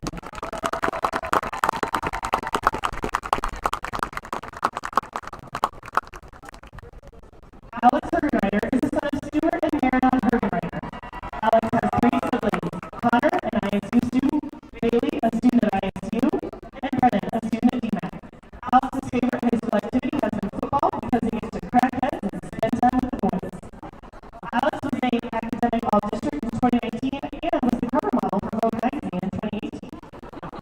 Alex's favorite high school memory is football season.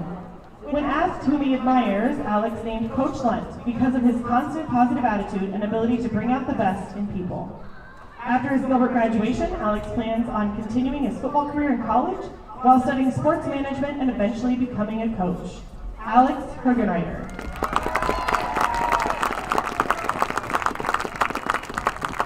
At this time, we would like to welcome back last year's homecoming queen, Amy Taylor, who was a student at Iowa State, and she'll be crowning this year's king and queen. Amy, you ready? The 2020 homecoming king is Alex Hergenreiter!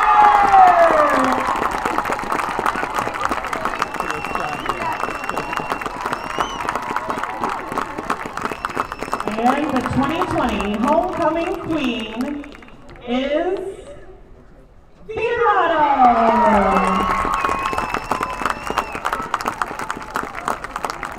Congratulations to all of our court members. You represent our school so well. And now the band will move to the fight song location. Board members, please scooch in for a picture.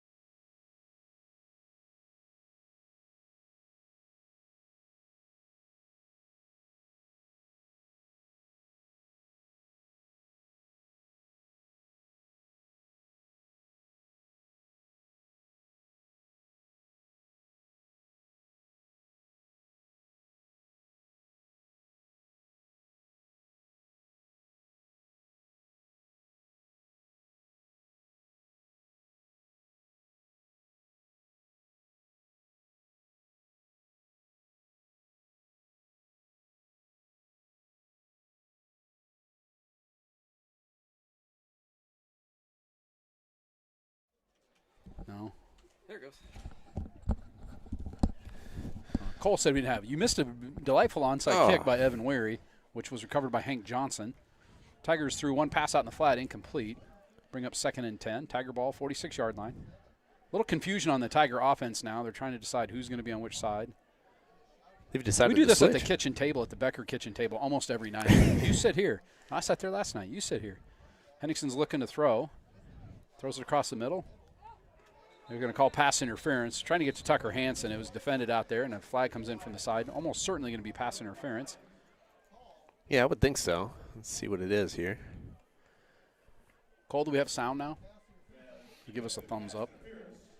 So Tigers are going to get a 15-yard penalty, and be really nice to start the second half off here with a touchdown, Troy. The Tigers trail 34-7. Like I said, I don't know how to describe the first half other than better. Just Webster City got it rolling downhill most of the first half and really didn't make any mistakes. No turnovers, no penalty. Well, they did have the penalty on after the touchdown. It sounds like it was maybe an excessive celebration. I did turn a couple of these knobs up. Maybe that's because it does sound better in my headset than it did before. You sound fantastic. Like even Thanks. better than the first half. Thanks. You sounded good in the first half, but you sound even better this half. I'm trying hard, trying my hardest. I don't want to have to take like a pay cut. Tigers going to have to take a timeout, which is not what you wanted to do there, but the Tigers will burn their first one. Got a little momentum. You don't want to do something crazy on this play, and you want to kind of try to put a string together, some positivity. But Evan Weary kicked it over to the right side, and it kind of bounced up in the air, and I believe it was Owen O'Brien that might be over there that kind of caught it. Like he didn't – I don't know why he didn't just catch it. It went past 10 yards, but he kind of dropped on the ground, and then Hank fell on it. Nice. Hank Johnson. We're going to give him the recovery. I'm pretty sure it was Hank, who leads the district in onside kicks recovered by people named Hank. I believe he is in first place. I can't really confirm that, but it seems like a pretty reasonable – I can't imagine somebody else named Hank has got 2, so he's at least tied for the lead. We'll have our people effort that. I mean, we'll crunch the numbers.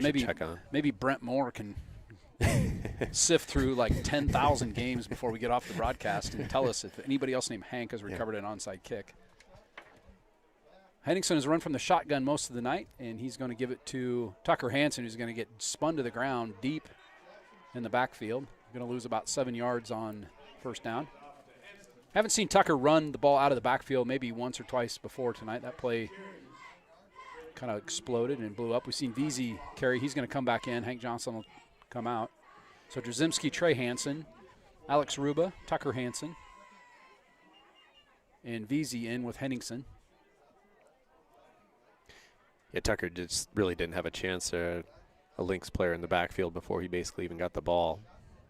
Trey Hansen will go in motion now. Henningsen will look to throw. He's looking down the middle of the field. Throws it out there. He's got Tucker Hansen and that was Drzymski right in the middle of the field. Led him a little too much. Joe made a gallant effort, dive into the turf, but couldn't come up with it. My neighbor Chad Olson said, he said, awesome broadcast. I don't have the sound on. So, well that's played. Probably why it's so awesome. Well played. Well played, Chad. All the props to our videographer in that case then. Cole Pluhop, who was also down at the concession stand, was like, is there somebody up there running the broadcast? And I forgot you were still up here. That's okay. So I have Tucker in the slot now. Looks like they're going to run a little screen opposite side this to VZ. He's going to catch it at the 35, got a little head of steam. He's going to plow over a Lynx. He's going to get it inside the 20. Still going to be about 3 yards short of a first down. So it's going to be 4th and 3. And I don't think this is going to be a long, arduous decision by head coach Graham Lunt when you're down 27 points. That was a really well set up play there. It was the Lynx brought a lot of pressure up the middle there. Henningsen calmly dumped it off to VC in the flat, who had about 10 yards of clear space in front of him and plowed for a couple more there. Tucker had kind of run the same route on the other side, and I'm assuming they used him as maybe a decoy on that play. 3 receivers right. Henningsen's going to look to throw again. He's going to throw it on this side again out to Drzymski. He is draped all over by Webster City Lynx. They're going to get another pass interference, so second pass interference call on this drive. Yeah, that one was a little hand checking going around there. It looked like number 10 for the Lynx got there just a little early and obstructed his hands and arms a little bit, and that'll keep the drive alive for the Tigers. So I'd say the ratio of passes to runs tonight, maybe, 3 or 4 to 1. Tigers have thrown the ball more in that ratio, probably more passes tonight than any game I've seen them play this year. And I've watched all the games, broadcast too, and Watched them all. Tanner Henningsen, the senior quarterback, one of the homecoming king candidates for the Tigers. He'll take the shotgun snap, drop straight back, looking to throw. He's going to throw it on the left side again. He's got Drzymski right on the goal line, and he'll catch it, haul it in for the Tiger touchdown. So, holy smokes. Yeah. It's hard to say in a 34-7 game that you can have a momentum swing, but Tigers definitely have captured some momentum here to start the second half, Troy. Yeah, definitely for sure. And that was another one of those kind of outside shoulder throws. And I noticed Joe kind of used his body as almost a shield for the defender there. And just coming off that pass interference, number 10 was a little hesitant to kind of come over and make a play maybe that time as much. And really good job by Joe. Good pitch and catch. And that ball's gotten loose. Bad snap, and Weary will fall on it.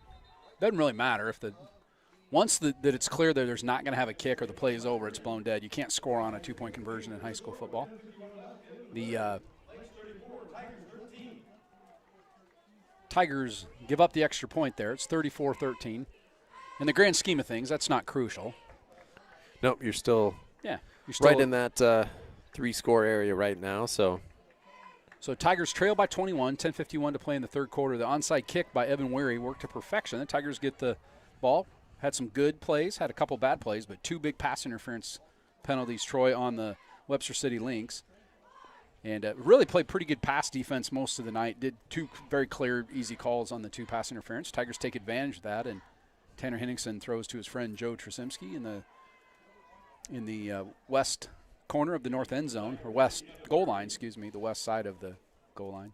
There's somewhere in the end zone. I kind of really butchered the description of where he caught it, but it was right across the goal line. It's on the towards red the west side, yes. On the red area down there. So we were looking before, if you're an Iowa State fan, they've painted the end zones black because the Cyclones were going to wear the black unis tomorrow night against the Oklahoma Sooners in a nationally televised game. I actually came out here about 3:30 today with some black paint. I was going to try and do the same thing, and all of a sudden Coach Bassetti came out, and for some reason he didn't want me to do it. So I thought I was doing something cool, but apparently they didn't want me to. Hit you with a stick and told you to knock that shenanigans off. Weary will kick it off. This time he's going to kick it deep. It's going to be caught at about the 13-yard line. I think that's Hissler that caught it. He's going to run up the middle. Breaks a tackle, skips out of another one. He's still on the ground. Tigers are trying to strip the ball. Hissler's going to plow forward. That was a pretty tenacious run back for Hissler. He probably got hit about the 30 and ended up getting about 7 more yards after contact. The Tigers will send their defensive unit out to try to do something that they didn't do in the first half, Troy, and that was stop the Webster City offense. They were 5 for 5 on drives in the first half. No punts and no turnover on downs and no turnovers. Yeah, really, really impressive in that first half and kind of a well-oiled machine. So we'll see if the Tigers can stiffen up here a little bit and see what's going on. Going to give it to Mathis over the left side. He'll stutter step and get 4 or 5 yards. Just really good at following his blocks. Just a very, very, very good running back. So that 2016 season, do you realize that Tigers handed Webster City their only regular season loss that season? They ended up losing to Pella in the state championship game that year. And that was a Pella team that was dominant. Probably could have beat Simpson or Central that year. They were both. There was a really, really good team. Pella's kind of fallen a little bit hard. I think they have a losing record right now, if I'm not mistaken. Yeah, they had a run there of a few years where they were one of the best programs in all sports in the state. Unprecedented run, the Pella Dutch. This side, Hissler's going to get it going the other way. Hissler breaks a tackle, gets in open field, breaks another tackle, and he's going to get all the way down to the 44-yard line. So if he's their third option, that's a pretty good third option. Hissler runs the ball very well. Usually on the counter, they tend to give it to him on the counter to the opposite side. So they get Mathis coming this way. Tigers are used to seeing him, and then Hissler gets it on kind of a misdirection inside handoff. Yeah. And they've used that play quite a bit tonight. Hissler will pick up the first down. It'll be 1st and 10 at the 44, 9:45 to play in the third quarter. They're going to snap it to Rattenberger, give it to Mathis up the middle. He stutter steps. Now he's going to break outside. He's got a little room to run out there. Picks up a good block. He's going to end up getting 15 yards. Chase Klatt had come in to kind of close the gap, and wide receiver, I believe that was number 7, Jack Van Diest, came up and put a lick on Spencer Klatt. Just a good block. And to finish that story after Pez said, get back up in the booth where you belong, and I thought that was a compliment.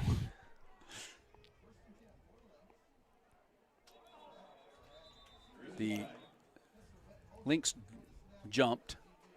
It'll be a false start. That'll mark him back 5 yards.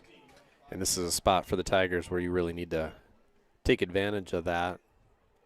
Very few times the Lynx have been behind the sticks tonight, and this is one spot where if you want to have a punch your shot to get back in the game here, you got to get off the field. Get the ball back and go down and score again. So after the false start penalty, 1st and 15, Hissler will go in motion. He's going to get the ball to the left. Stutter steps, gets around the left end. Mueller's chasing him, as is Burke Hansen. Burke misses him, and Cruz Pierce will tackle him all the way down at the 10. Burke had a chance to run him out of bounds, and Hissler just kind of slowed up, and Burke flew by, kind of like that scene in Top Gun where Maverick had the MiG fly by. That's kind of what it looked like. But, yeah,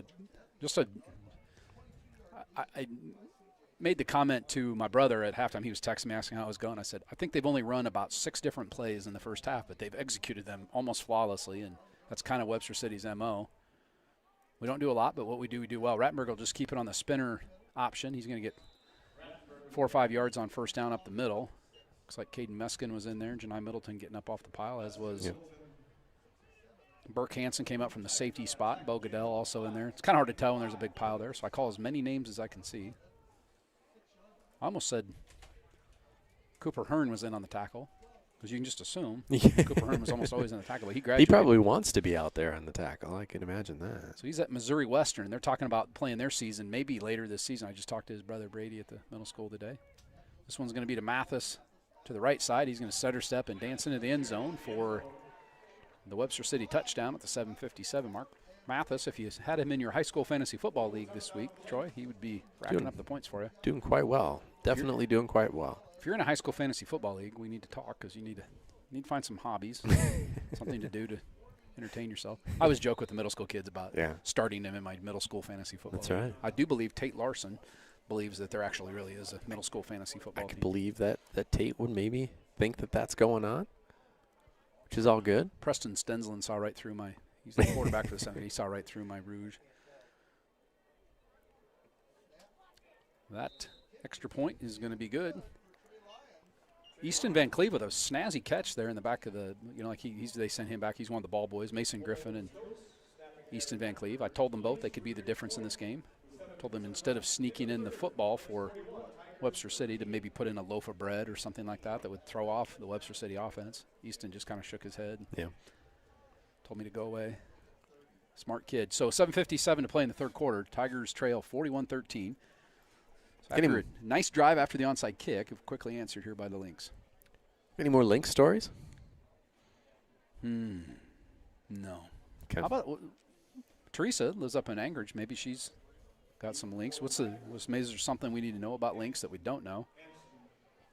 We do kind of like, remember the baseball broadcast at Principal Park? We did a whole broadcast dedicated to nicknames, more popular nicknames. And you remember what the most popular nickname was? I can't remember now. I don't. Wildcats? Thinking like that the seems Wildcats was about up there. right. That seems Tigers, right Lions, probably popular. Predatory Cats generally.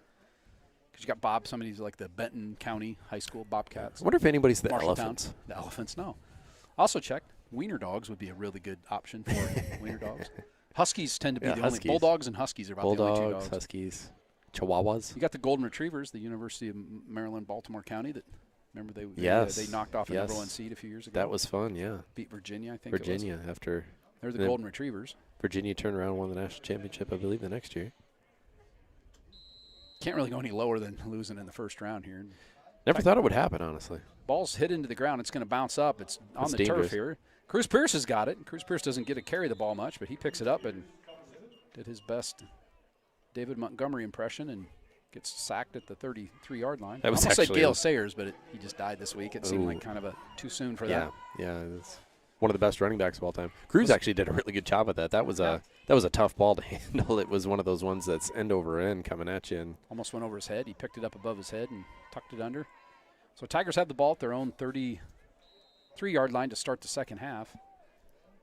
Tanner Henningsen, the senior quarterback, has gone the distance. We've seen Burke Hansen kind of get some snaps periodically this year. I've not seen him on the offensive side of the ball yet tonight. Tucker Hansen will be split with Trey Hansen at the bottom of your screen. VC is in the backfield. Henningsen's going to roll out. He's got Trey Hansen out there, and just Trey had about a step on the defender, but the ball's going to go out of his reach and into the bench where Evan Weary picked it up, put it on a tee, and kicked it back to the official. Yeah, not a horrible ball, just a little high, a little outside. Play was open. Right off of Trey's kind of just extended fingertips. That would have been a tough catch to make, but where the defender was. That was about the only place you could put the ball to. So Tigers coming off a very entertaining and exciting win last week over the Boone Toreadors, our neighbors to the west. Now Henningsen fakes the handoff, the play action. He's going to get snowed under. Got a flag coming in late. So my guess is if they get the Tigers for holding here, which is thrown where it usually is, they'll probably decline this, would be my guess, Troy, and take the sack because it's going to be about 7 or 8 yards. Might as well toss it down. It is holding. And they're going to decline it, as I said. Not a lot of high school announcers would go that quick analysis on the declining. No, that was, you were all over that one. Strong tonight. That doesn't make sense. You trade it down for 3 yards of field position. That's kind of a no-brainer. Right. So 3rd and 20 is Pat Starr, the dulcet tones of Pat Starr. One of the best parts of getting up to the press box a little bit early is hearing Pat Starr sing the national anthem along with the marching band. And Pat's rendition tonight was awe-inspiring and tear-inducing. As it always is. 3rd and 20 from the 24. Henningsen dropping straight back, throwing. He's going to throw it deep down the right side. He's got Alex Rube out there. He goes up in traffic. The ball's tipped up in the air. Really well defended out there by Webster City. It's going to fall to the turf incomplete. That was Trey Lyons who had gone out there to defend Ruba. Ruba, 7'14", real tall, lanky kid. Kind of went up for the jump ball and couldn't come down with that. It'll bring up 4th down and get to see our friend Christian Corey. I consider Christian a friend, one of my driver's ed kids. Try to think of who he drove with. Yeah, really good dude. Good kid. We got some more Lynx information. Lynx is about 18 to 24 pounds, and Teresa's husband said you could. Corey's going to get run into. That's going to be a roughing the punter penalty, and the Tigers. So that ball hit VZ, so the first touching is going to be out here, but I think the Tigers are going to get a penalty. If they call that roughing the punter, Tigers will have a 1st down. They are going to call it roughing the punter. High school football, any roughing penalty, roughing the passer, the holder, the punter, the kicker, the manager, if you'd rough up the other team's manager, that's an automatic 1st down. So 15 yards. And roughing up a cheerleader is an automatic disqualification. Yep. That's not disrespectful. That's not even nice. Nope. So it should be an automatic 1st down, my understanding of high school rules. And it is an automatic 1st down. The official indicates that. Tigers will keep the ball. I'm not sure the last time I saw a roughing the punter call in high school. It just doesn't happen very often. Doesn't happen much anymore, no. And very clearly, I mean, that was the right call. I don't think anybody, even Webster City fans, would dispute that. Christian didn't even have to do the flop that you'll see sometimes. He got plowed into. I think he's all right. He's up. Be all right. It's going to be an automatic 1st down by rule. Ball's at the 38. Tigers ball. Play clock has not started yet. The official marks it ready to play, and here we go. The Tigers will trot their offense back out with new life on this drive. Their first drive to start the 2nd half is continued by the 15-yard penalty. Drzymski started to go to the wrong side. Heads back to our side. I'm going to guess the Tigers are going to false start. They're actually going to false start. I was going to say they're going to start the series of downs with a pass. I think that was what was going to happen. They called the Tigers for false start, and one of their linemen got a little anxious.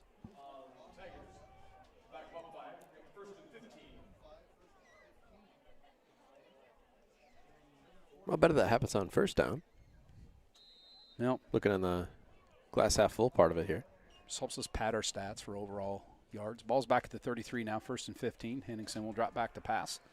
Under pressure, he's going to go under again. Gets sacked at the 22-yard line. Kind of ducked under, but he fell down when he did that. He didn't actually get hit. That was Jamin Stewart. I almost said Jamin Stewart Jr., but I think he's a junior in school. That's tough with the way it's written there. He could be a junior. We don't know what his dad's name is. His dad's name could be Jamin. I don't know if there's any double juniors on there to indicate that it'd be a junior. That's how you would describe him as sub-junior. A junior. So Rattenberg is a senior. Mathis is a senior also. Just looking at their skill positions. Tiger going to lose a lot of skill positions. Pass down the middle to Tucker Hansen, off, kind of thrown back over his right shoulder and goes off his hands to the turf, incomplete. He was open, and if he catches it, it would have been a foot race, but pretty well defended there by the Lynx. Clock will stop on the incomplete pass. 3rd down and 23 yards to go for 1st down. Tigers got to get almost to midfield to the 48 to get a 1st down.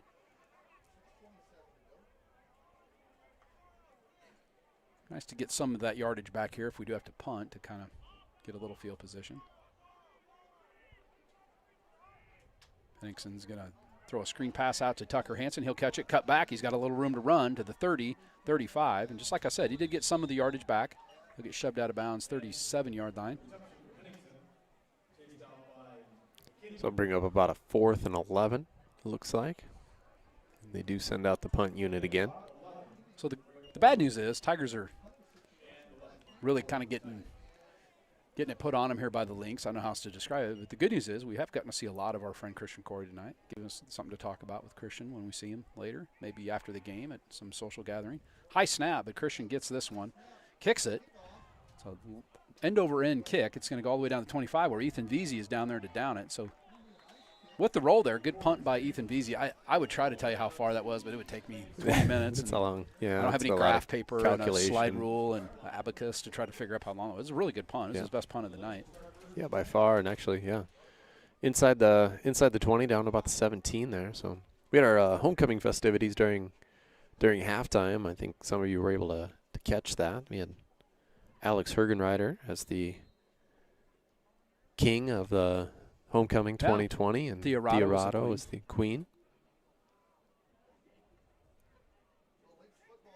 They're going to give it to Hissler over the left side. He's going to string this one out. Tigers were out there pursuing. He's going to get a little head of steam and head up field and pick up about 20 yards on first down. I know sometimes Tiger fans probably get sick of us slathering it on the other team, but this is just a really, really efficient, tidy offense. They just run the plays. They execute them very well. Yeah, this is just their offense. Hissler, and he's had a fantastic night running the ball, as have Mathis and Rattenberg on the keepers. It takes it out to about the 36. Lynx lead by 28. Both teams have missed an extra point tonight. Tigers had a bad snap, and after a penalty, the Lynx missed a long extra point. Mathis will go right this time. Meskin's out there fighting a blocker. He fights off a blocker, grabs a hold of Mathis. Not until he gets 5 yards, but Caden Meskin did a good job of fighting off a block there and gets a little help from Jake Shadarowitz, number 5, my neighbor. He lives 3 doors down to the north and across the street. His daughter Lily was in my yard this afternoon, hanging out. Her and my son Isaac are friends. Oh, sure. Had a little group of friends there in the neighborhood. His little sister Lily is 6th grader at the middle school. You'll have her at some point this year. Delightful kid. I do have Lily right now, actually. You have her right now. All right. I didn't know when she had you in the rotation. Yep. 2nd and 5. Hissler will go in motion. Rattenberg's just going to keep it on the kind of spinner option. He turns around and doesn't even really fake it. He just does a full 360. Yeah. Maybe 355. Doesn't quite get back to the 360, but 355 it just takes off. Yeah. That one time he did a 720, and I thought that was a little much, but I'm just kidding. It's been really effective all night long. Being completely sarcastic there. They've been, like I said, it's unique. And there's no other team that will see this off. There might be a few other in the state, but not very many. I know old Mathis takes the direct snap in the Wildcat. He gets a little steam of motion, and Nolan Mueller knocks him down short of the first down. Fort Dodge St. Ed's, when Coach Dick Ty had been there, he was another Hall of Fame coach. He ran kind of a similar offense where they fly up to they run up to the line real quick and stop and then go. And the good news was we played them both a couple times. We played them both. Fort Dodge St. Ed's was on our schedule for a few years. Okay. And we actually had some success against St. Ed's. I think we may have beat them once or twice, which is hard to do. They've kind of fallen down a little bit too in football. Kind of a perennial power. 4 minutes to go, clock rolling. This will be Mathis to the right side. He's going to stutter step, get tripped up, but not until he gets first down. He's going to be to the 40-yard line. That'll move the chains and stop the clock briefly while they reset the chains. I think Todd Hamer over there working the chains tonight. Butch Hansen also on the chain crew. Jamie Lenz is over there. I don't know who else we got on the crew. Congratulations to them. They were awarded the best chain crew in Story County 3 weeks in a row, I think. Nice. I heard. Do a nice job. We actually on our chain crew one year got selected to work state championship game. They're going to give it to Hissler this time over the left side. He's going to stutter step and get all the way out close to a first down. One of the nice things that they do is that they have this way of winding the chain that it's only 9 yards long when we have the ball, and it's 11 yards long. Just kind of roll it up a little bit so it doesn't extend. That is one of the things on officiating crew when you do varsity games. We don't do it for middle school. Is you take the chains and stretch them out, make sure they're 10 feet. Some guys will actually carry Tape measure. There you go. tape measure with them, kind of like the volleyball refs with the net. Make sure it's high enough. That's enough for a first down. The ball's at the 30. Clock's rolling. 3:15 to play in the third quarter. The wide receiver split way right. We haven't seen that. Rattenberg's just going to keep it and go up the middle. He's got blockers and he's got a room to run. He's going to get 7 or 8 yards on first down. And it is just jab. No big knockout punches, but the Tigers are getting the death by 1,000 paper cuts here. We saw last week, we saw a team that just threw it all over the field and went for the big plays all the time. This is not a big play offense. This is a never get less than 3 or 4 yards on a play, and they've executed very well tonight. The Tigers' defense is contained for the most part, but just not been able to get any stops. No punts yet tonight for. So Rattenberg will look to throw now. He goes down the middle of the field. He's got a wide receiver on a wheel route. That's Mathis, slipped out of the backfield. Nobody picked him up. He's going to dance into the end zone for about his 14th touchdown of the night, it seems like anyway. Called his name quite a bit. That'll push the lead to 47-13. So Rattenberg looked like he was going to do that spin and take off the ball, just stopped, came up. Nobody picked up Mathis. He slipped out of the backfield, out on the left side in the end zone. Nobody within about 10 yards of him. And Yep. yeah, I'd say Good 10 little- yards. That was a pretty good, maybe 7 or 8 yards. We're going to have a timeout by Webster City on the extra point, which seems peculiar in a 47-13 game. Hey, if you got 3 timeouts, though, Troy, why I would don't you? know if they had extra people out there or not Could have enough been a people. person. Or Yeah, I don't think it was like, hey, we're gonna call timeout. We don't need to. Coach Bob Howard has earned the right to call timeout whenever he wants. in fact, they've discussed giving him 4. Giving him 4 timeouts because Yeah. he's very. Yeah, he. Trying to remember, we were there to set up for broadcast, and he kind of was at the gate and said, "Oh yeah." No, it was basketball broadcast. That's Yep. what it was. And he stopped. And he goes, "Hey, are you the two?" It was Tim Day and I. Are you the 2 guys that do the football game? And we're kind of going, "Yes, sir. Yeah, we do phone." He goes, "Yeah, I went back and listened to our game and stuff. You guys are kind of silly." I was like, "Yes, sir.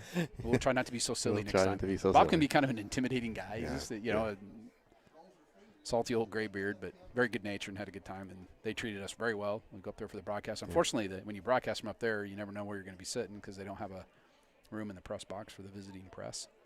Yeah, so you and I broadcast in a steady downpour there one steady time on the downpour, sidelines. and we got through it. Nobody got electrocuted, so. I think Pat broadcast went up there by himself on a wet Oh night yeah, as well. on a Was night that where last I year? forgot to give him the power cord of the computer. Oh, yeah. That was last year, I believe. wasn't Yeah. it? Yeah. All right, so now they're back. They're not going to go for 2. Just kick the extra point. And it's a high end-over-run kick. And it is no good off to the right. I had to wait. It looked like it was pretty close to right upright. I'm going to say it was a wide right, Troy. You can't really prove me wrong. So 47-13. So probably the only chink in the armor of the Webster City Lynx has been they've failed to convert on 2 extra points tonight. Other than that, they've played very, very good football. They sit atop our district. Are we District 2 or 3? I always forget. We're usually Oh, boy. So I think we'll go. You're asking me the wrong. I think Asking the it's- wrong guy. I'm pretty sure it's District 2. Because I think all like the Sioux City area teams are District 1. We're District 2. They sit atop the standings. They beat Ballard. Ballard will probably finish second. Mason City missed a couple games. I'm not sure how that's all going to work when teams don't play the same Not number of either. games. Yeah, I don't know if it's just going to go on win percentage. Just- That'd be. No contest. No, I think the way they're doing it, it's a very there's no what do you call that? No algorithm for the ratings percentage index RPI. They're not doing that this year. It's going to be mostly geography, and they're going to avoid inter-district matchups. So you'll play Okay. a team. They'll kind of seed them, probably loosely seed them, and then you'll play somebody that the ball's going to get kicked low and wobbly. It's going to be fielded by Trey Hansen at about the 15. He's going to go around the left side. Now he's going to cut back up field. He's going to cut back up to the 30, where the Tigers will start on 1st and 10. Hey, coming up on Tuesday, there's a big volleyball match versus Boone. I think we're going to try and broadcast that as well, but the girls will be home 7 o'clock on October 6th. Tigers volleyball team ranked 10th in the state, I believe. Yep, and leading the Raccoon River Conference right now. I don't think they've lost any Raccoon River Conference matchups, if I'm not mistaken. They beat Bondurant, and who's the other one that was real good that they were kind of a big deal?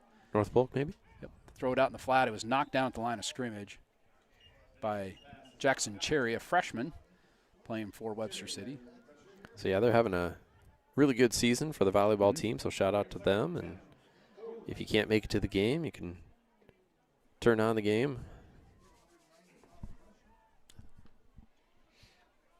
Looking ahead at cross country, there's a meet on Monday as Tanner gets ready to take the snap here. Henningsen will snap, drop straight back, looking to throw right, gets it downfield. Trey Hansen was open for a second, kind of thrown behind him at about the 35, incomplete. That'll bring up 3rd and 10. Yeah, you help coach the boys cross country team. Yeah, we're looking forward to going down to North Polk on Monday, and after that, there's for the JV, there's only the conference meet left the following week, and that'll be at Iowa State again. We're technically hosting, so. Boys and girls are both. They run on the campus there at the school? They actually run from on the highway from Alleman to Polk City. Mm-hmm. That's a good idea. Yeah. Henningsen's going to throw out in the fight. He throws it over Trey Hansen's head out of bounds. Trey was open at 35. Would not have had the first down had he caught it. There was a couple of defenders. So now, in a 47-13 game going here, Troy, I don't know. They're going to send out their punt. I was going to say, you might as well punt this back to them. You don't want to give them the ball right there if you don't get the first down. If they had 2 yards, you might go for it there. Probably not at 4th and 10. No, they do run around their campus down at North Polk, and should be, I think it's supposed to be 70 there or so that day. Should be a nice day to run. Christian Corey will catch the ball, kick it high, wobbly. It's going to be caught at the 10. The ball is on the ground. It was misplayed, but I think the receiver, Ty McKinney, falls on it. Ethan Vesey will help him up off the ground. Seems reasonable since Ethan fell on top of him, helped him back up. Ethan Vesey's sure been a fun kid to watch play football the last 3 years. He started a little bit as a sophomore. Were you there the night at men's slow pitch softball when he took the fence off? I have to say that's the most exciting play I've ever seen him make. He was chasing a foul ball down the 3rd baseline, never broke stride, hit the fence, bent it over to about I'm going to say a 58-degree angle to the ground. Yeah. And of course I'm thinking, I'm the one that's going to have to call Scott Otter. This was in August, I think. Yeah. And he snapped right up and laughed, and then we had to go get a backhoe or a skid load or something to bend the pole back up. Now we bent it straight back up, but that was kind of a fun play. Hissler will come in motion. He's going to get it going left. Tigers actually, for the first time maybe tonight, are going to drop for about a 4-yard loss as Trey Hansen was out there with Nolan Mueller. Now a flag's just been thrown by the umpire, and that was thrown in an area where I don't think it's going to go the Tigers' way, Troy. It was way after the play, so it's going to be a dead ball foul. It could have been on either team, but I suspect that it's going to be on the Tigers. And it is. So really in a position here where we just got a 5-yard stop, not a great time to get a 15-yard penalty. Somebody was running their mouth. I don't know who it was. I wouldn't even speculate at this point. Even if I knew who it was, I probably wouldn't tell you. That's a 15-yard penalty. It's going to be enough for a first down. So Tigers' best defensive play of the night is going to kind of get overshadowed by I'll say it, silly penalty. That's kind of a silly penalty. I got to call it like I see it. Graham Lunt's getting an explanation. They have the little microphone, so now the umpire's at the referee down here. He's saying, hey, it was on blank number. And Graham Luntz takes the notification and walks off. They're going to give it to a back who has not had the ball yet somebody tonight. New. I think that's 23? Connor Hansen, 33. I thought it was 33. But you could be right. Connor Hansen, 33, did get the carry. They called his number. He's the only one besides Rattenberg, Hissler, or Mathis who's carried the ball tonight. He's 5'11", 185, sophomore for the Lynx. I was saying both the boys and girls cross-country teams are in the teams to watch, so it's kind of like the next 4 out, so to speak, in the NCAA tournament. We're right on the cusp of being ranked for both. Sure. Rattenberg's just going to keep this. He's going to get pretty close to a first down. He had to get to the 29. I think we're going to mark him just a little bit short. Jake Shadarwitz in there again. He's met Rattenberg in the middle there quite a few times. Alex Smalley in the area. I'm not saying he made the tackle. I'm just saying he was in the area. He's one of my favorite kids, so I just decided to call his name. He's helped me work on my car a few times out at the Smalley machine shop. And Hansen's going to get it again. He is going to get the first down. He got down to the 27. 43 seconds to play in the third quarter. Going to predict that this will be the last play of the third quarter. Got some Lynx fan listening in Stillwater. Keep it up, Lynx, says Alan Christensen. Thanks for listening, Alan.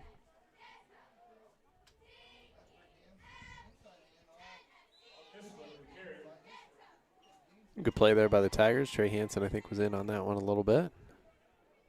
Sorry, I forgot to call that play. I was reading a note from my friend Michael Harrington. It was so good to hear from him. He's listening in Tulsa, Oklahoma. Michael Harrington, Yeah. Gilbert alum, coaching basketball now for a living. Lives about 3 houses down from, or grew up about 3 houses down from me, sorry. That is the end of the third quarter. And 47-13 here for the Tigers. And as far as we know, since the broadcast has started, no human has been killed by a lynx, a wild lynx that we know of, but we have our roving reporter, Teresa Rimbert, in Alaska. She's keeping an eye out the window to see if any humans are mauled by a lynx.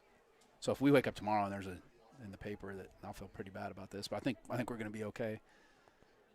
If that happens, So it'd be a very 2020 thing to happen, though.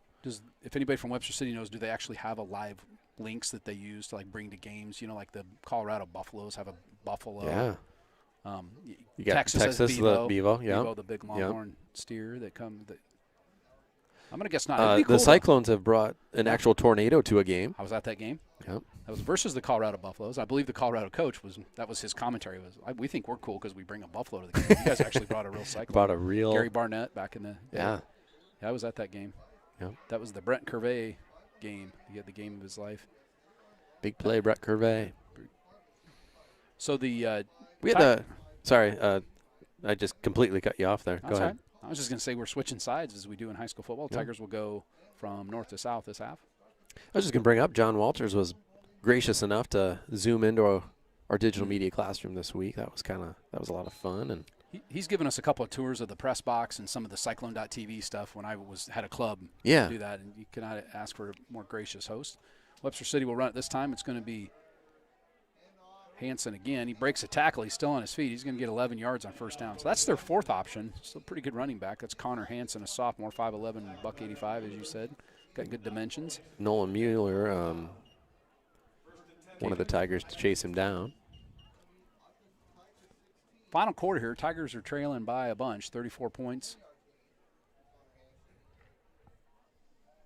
Webster City very methodical, and they're running their offense tonight. Rattenberg's just going to keep it and go up the middle. He's going to get thrown to the turf with malicious malice. And I tell you, he's been running well, but he has taken some vicious hits. Cruz Pierce was the one that put him on, lifted him up off his feet and put him down. Legal. It was all legal and do it. But Cruz Pierce and I think maybe Hank Johnson was in there. I'm trying to see who that other. Yeah, that's Hank that was also in on the tackle. Cruz Pierce. 11 minutes now to play in the game. Webster City is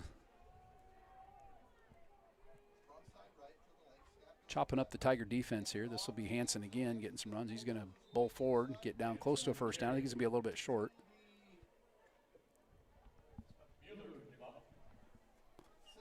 I want to thank Cole Fluhop, our friend, for helping out on the camera tonight.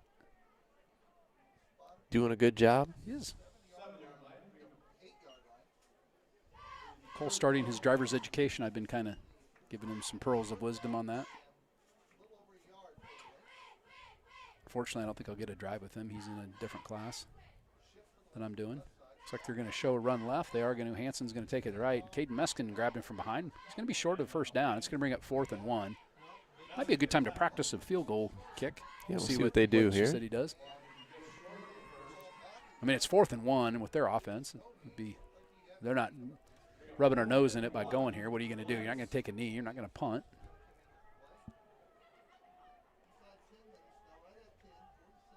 If it was me, I would run the flea flicker on this play. Or not the flea flicker, the hook and ladder. Statue of Liberty is always an option. Statue of Liberty would be a good Boise State did that a couple years ago against Oklahoma in a bowl game. Hansen's going around the right side. He's got to beat it Tiger to the end zone, and he does. And Webster City will extend the lead to 53-13. So that will put the Lynx up by 35, which high school rules will require a continuous clock. So the clock won't stop on incomplete passes or out of bounds here for the remainder of the game or until the lead gets back under 35. Sounds right.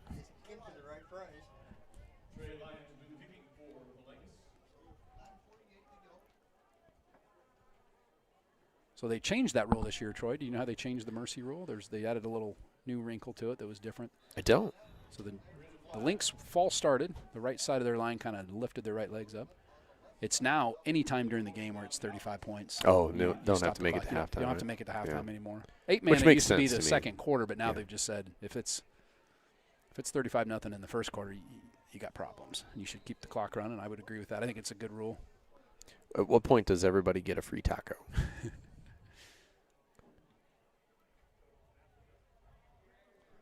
Number 9 is the kicker, Trey Lyons, for And it's going to make it. Yep, It is it barely is going to gonna clear make the it. crossbar. Kind of like I've hit a sand wedge a time or two. Kind of fat. Took out a chunk of turf, but he got it up there. Yeah, I think he landed. He spun it back a bit, too. That takes some spin. That would be Nice weird if down you there. did kick it and actually took out some artificial turf. You got to go put it back on and kind of Or step on it. It And just sticks in the ground. get some plunk it. super glue underneath there. Tim Pizzetti's pulling his hair out. And so you have any idea what Coach Pizzetti came in and took our picture? Is that for the? It's probably not a good thing. I know. I have a feeling we're going to be on some sort of list. Probably a wanted poster somewhere. Tim Pizzetti, one of the hardest working guys in our district.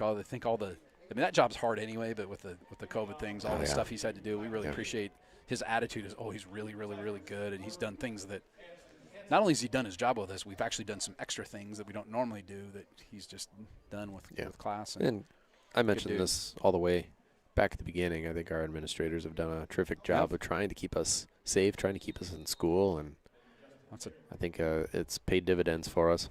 It's a tough job here. That ball's going to be over. Owen Worth lets it bounce. Now it goes by Tucker Hansen. He's going to have to pick it up all the way back at about the 8-yard line. Trying to get around the corner. Really well pursued by Webster City. Hansen still on his feet. He's going to get it out 10. And considering where he picked that ball up at, we'll take that. He's not going to make it to the 20, but the ball kind of bounced in front of him and took a weird hop. And that's why one of the big things on kick catching, kickoffs or punts, you want to try to catch it in the air. And that's what happens when you don't. Easier said than done. I'm not the one that's chasing the ball around. But clock is rolling now with the continuous clock on the. Normally it would be stopped now on a change of possession, but it continues to run.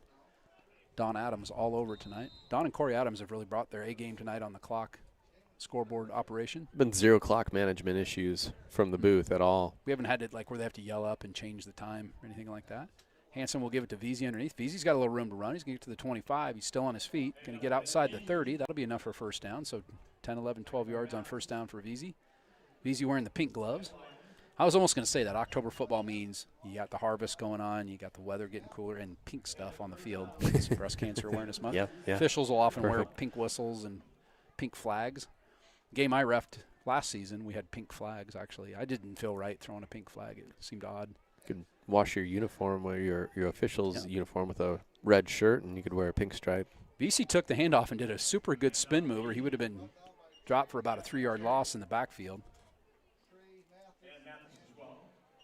Marion Hansen, I can only assume she's probably related to Connor Hansen, who had the touchdown on that play. She says, go Connor. It was a good run by Connor Hansen, a sophomore that got in the game here at the end of the game. Thanks for listening in, Marion. All of our listeners tonight, we appreciate the comments. They are kind of strokes our ego and stuff. Makes us feel important to have YouTube followers. We have 269 connected viewers. That's pretty good. Hannigson's going to throw now. Scrambles to the right. He's going to throw down. He's got Tucker Hansen at the 40. Tucker kind of peeked up the field to take off running, and when he did, he forgot to catch the ball. It drops to the turf at the 40, incomplete. Bring up 3rd and 8. Lori Drzymski's imploring the Tiger defense. But, Lori, we're on offense now, so we can only assume that maybe that got caught in a satellite or something because we're on offense now, Lori. Lori Drzymski, used to be our coworker at the middle school. She doesn't work there anymore. We miss her a lot. The Aaron Thomas is chiming in, fellow baseball aficionado. He said wait till after this play. Hansen will drop back to pass, pump fakes. Now he throws a screen out here to VC. He's in the open field. He will spin out of tackle. That was just a really good job. Tigers had 4 blockers, and somehow, that's Mathis, who's had a terrific night running in there at linebacker, and he pursued VZ and pulled him down short of the chain. That was Thomas said in the Padres-Cardinals game, you just saw your typical 4-2-6 second to catcher to shortstop double play. So was the shortstop at second base when he caught it, Aaron? We're not watching it. We're trying to watch the game. Yeah. 4th and 2, the Tigers are going to go for it. They'll send 3 wide receivers to the left. They're going to give it to VZ underneath. VZ will have the first down. He's going to bowl forward and get to the 45. That'll be enough to move the chains. There you go. Alex Smalley will come back in on offense. See if the Tigers can string together a good final drive here and end on a positive.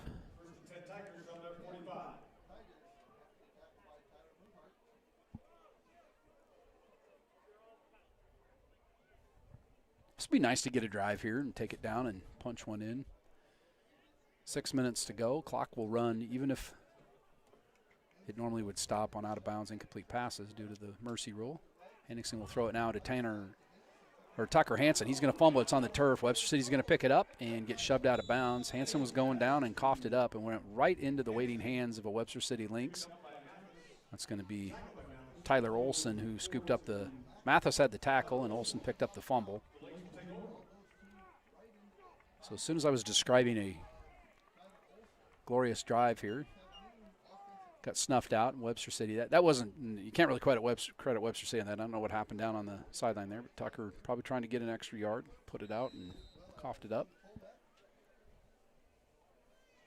Clock will continue to run, 5 minutes to go in the game. So an update on that play. Bases loaded, ground ball to second base.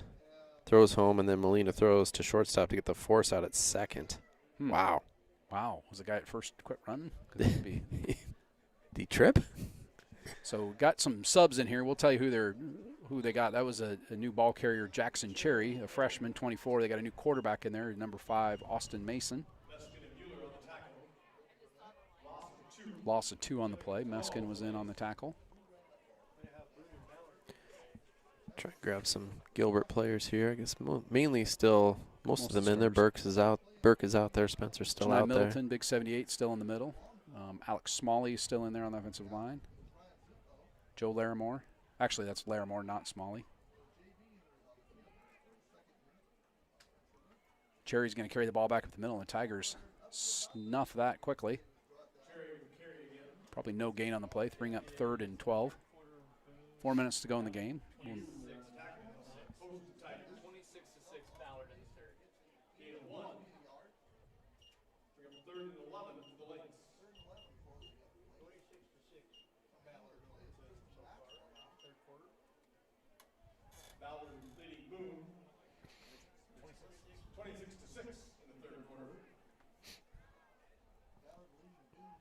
.345 to go in the game. It's going to be given over the right side to Tristan Maxwell. We haven't called his name yet tonight. He's going to no gain, so the Tigers will force the first punt of the night for the Lynx.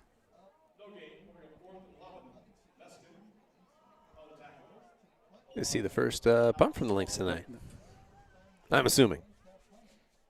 See, I don't even know who their punter is, but we'll find out here in a second. He'll be the guy punting.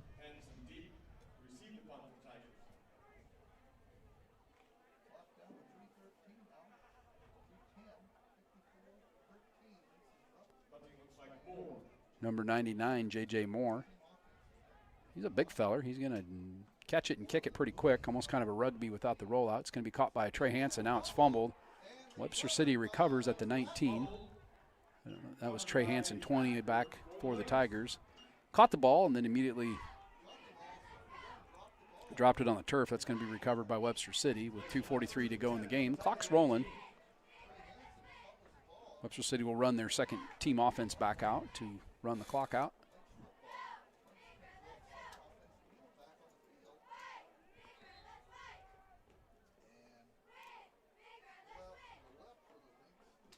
Give this over the left side. That's going to be Jackson Cherry again. Jackson with the X. It's my favorite way to spell it. Jackson Lewis. I like it. 7th grader Jackson Lewis also spells that way. Jackson He does. Lewis. He does. My favorite kid named Jackson of all time. Spelled that way. There's some other kids named Jackson I like too with the J-A-C-K-S-O-N. This is with the J-A-X-O-N. Jackson Cherry. That sounds like a football player name. Jackson Cherry, doesn't it? It does.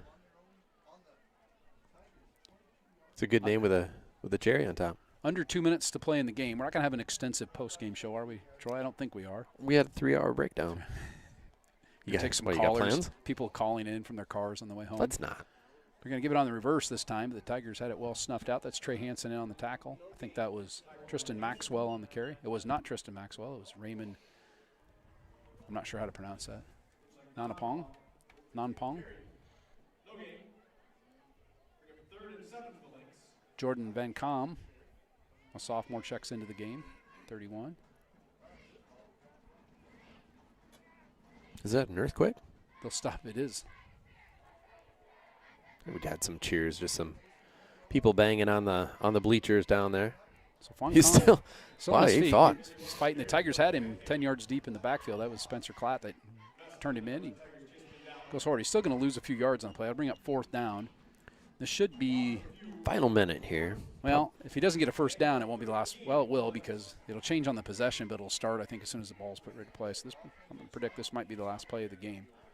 Tigers trail 54-13 to a very, very good Webster City Lynx team tonight. No surprises there. Tigers will head up to Humboldt to take on the Wildcats next Friday night, October 9th.